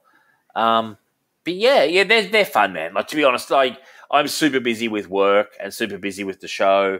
But and obviously now I've got a marriage and a kid coming, but I'm working on a 4th book, and that'll be out towards the tail end of next year. I've already written quite a big chunk of it, and but obviously you've got to do multiple drafts and stuff like that. And but I've got it all mapped out. That's great. Looking forward. Yeah, I'll link to. I'll put the stuff in the show notes. I appreciate that. Thank you for mentioning it. That's cool. Yeah, no problem. I don't think I realized. If I did know, I had forgotten that. Man, like you know what I mean. I mean, it doesn't pay the bills, but it does do okay for itself. But it's the kind of thing that it's a lifelong passion of mine. And look, I mean, I like to think of myself as a reasonably good writer, and certainly have a lot of ideas, and I enjoy it. It's very enjoyable. But the show Signal of Doom is quite time consuming in terms of like. Oh yeah. I know. I know. Yeah. I think you have a higher publication frequency. Or we come out weekly. We come out weekly. Yeah. I give Rich a break for Christmas for a couple of weeks. I let him off the leave for a couple of weeks, but then I corral him back. But yeah, no, it's a lot of fun as well. Like I have a lot of fun. To be honest. That's good. Yeah. I'd like to get out twice a month, but right now, just the way life intersects, once a month is the rhythm I see. Oh, well, we'd love you to come out. I look forward to your shows, man, because you delve into areas which I sometimes know nothing about, and it's always interesting. Which I think sometimes it's good to hear about stuff that you know a lot about and be like, I'm there on the journey. Like I know all the ins and outs. Like if you did a Pull of Radiance episode, I'm there. You know what I mean? Like I have the knowledge. But you go into like a lot of role-playing games that I honestly just don't know anything about. And it's just so interesting to hear the stories. Cool. Yeah. Well, my favorite feedback is I didn't know about X until your show, and now I'm more interested in that. And that like, to me, that's a win. I'm like, that's like I want to follow my nose and talk about stuff that interests me, and hopefully expose that stuff to other people. Is kind of my. And then also I want to. I try to think of like doing my show. One of the reasons I'm kind of informal. I'm not like, okay, and for the next question, Mr. Guest. I want to be like, if you're out to eat or if you're out in public and you hear an interesting conversation next to you and you want to start listening in. Sure. That's the tone or whatever that I'm trying to strike. So anyway, I think you succeed. Yeah, thanks, man. Well, all right, let's wrap up. Yeah, we've gone 2.5 hours and it's been a great conversation the whole time. Usually when I'm doing my show, I'm like, okay, that'll get edited out. I'm like, hardly any of this is going to get edited out. It's all been golden, man. So, so it's going to be a long episode. But anyway, man, I appreciate you. Have a fun rest of your Friday in beautiful Sydney. Thank you so much, and you have a good night. Yeah. And thank you to all the listeners out there who've tuned in for this whole show. Well done. Yeah, well done, you. Yeah, you're a better person now with all this knowledge. So. All right, and everybody else, we will catch you next time on Shane Plays. Thanks so much for listening to Shane Plays Geek Talk. I certainly hope you enjoyed this journey into the things we love. For your convenience, show notes with helpful links for each episode can always be found at shaneplays.com. You can catch the podcast in several places, including on the blog at shaneplays.com, iTunes, Google Play Music, Stitcher, Podbean, Amazon Music, Verbal, YouTube, and more. If you like what you hear and would like to support Shane Plays Geek Talk, you can do so for as little as $1 per episode on Patreon at patreon.com/Shane Plays. Thanks again for listening, and we'll see you next time. Stay geeky, my friends.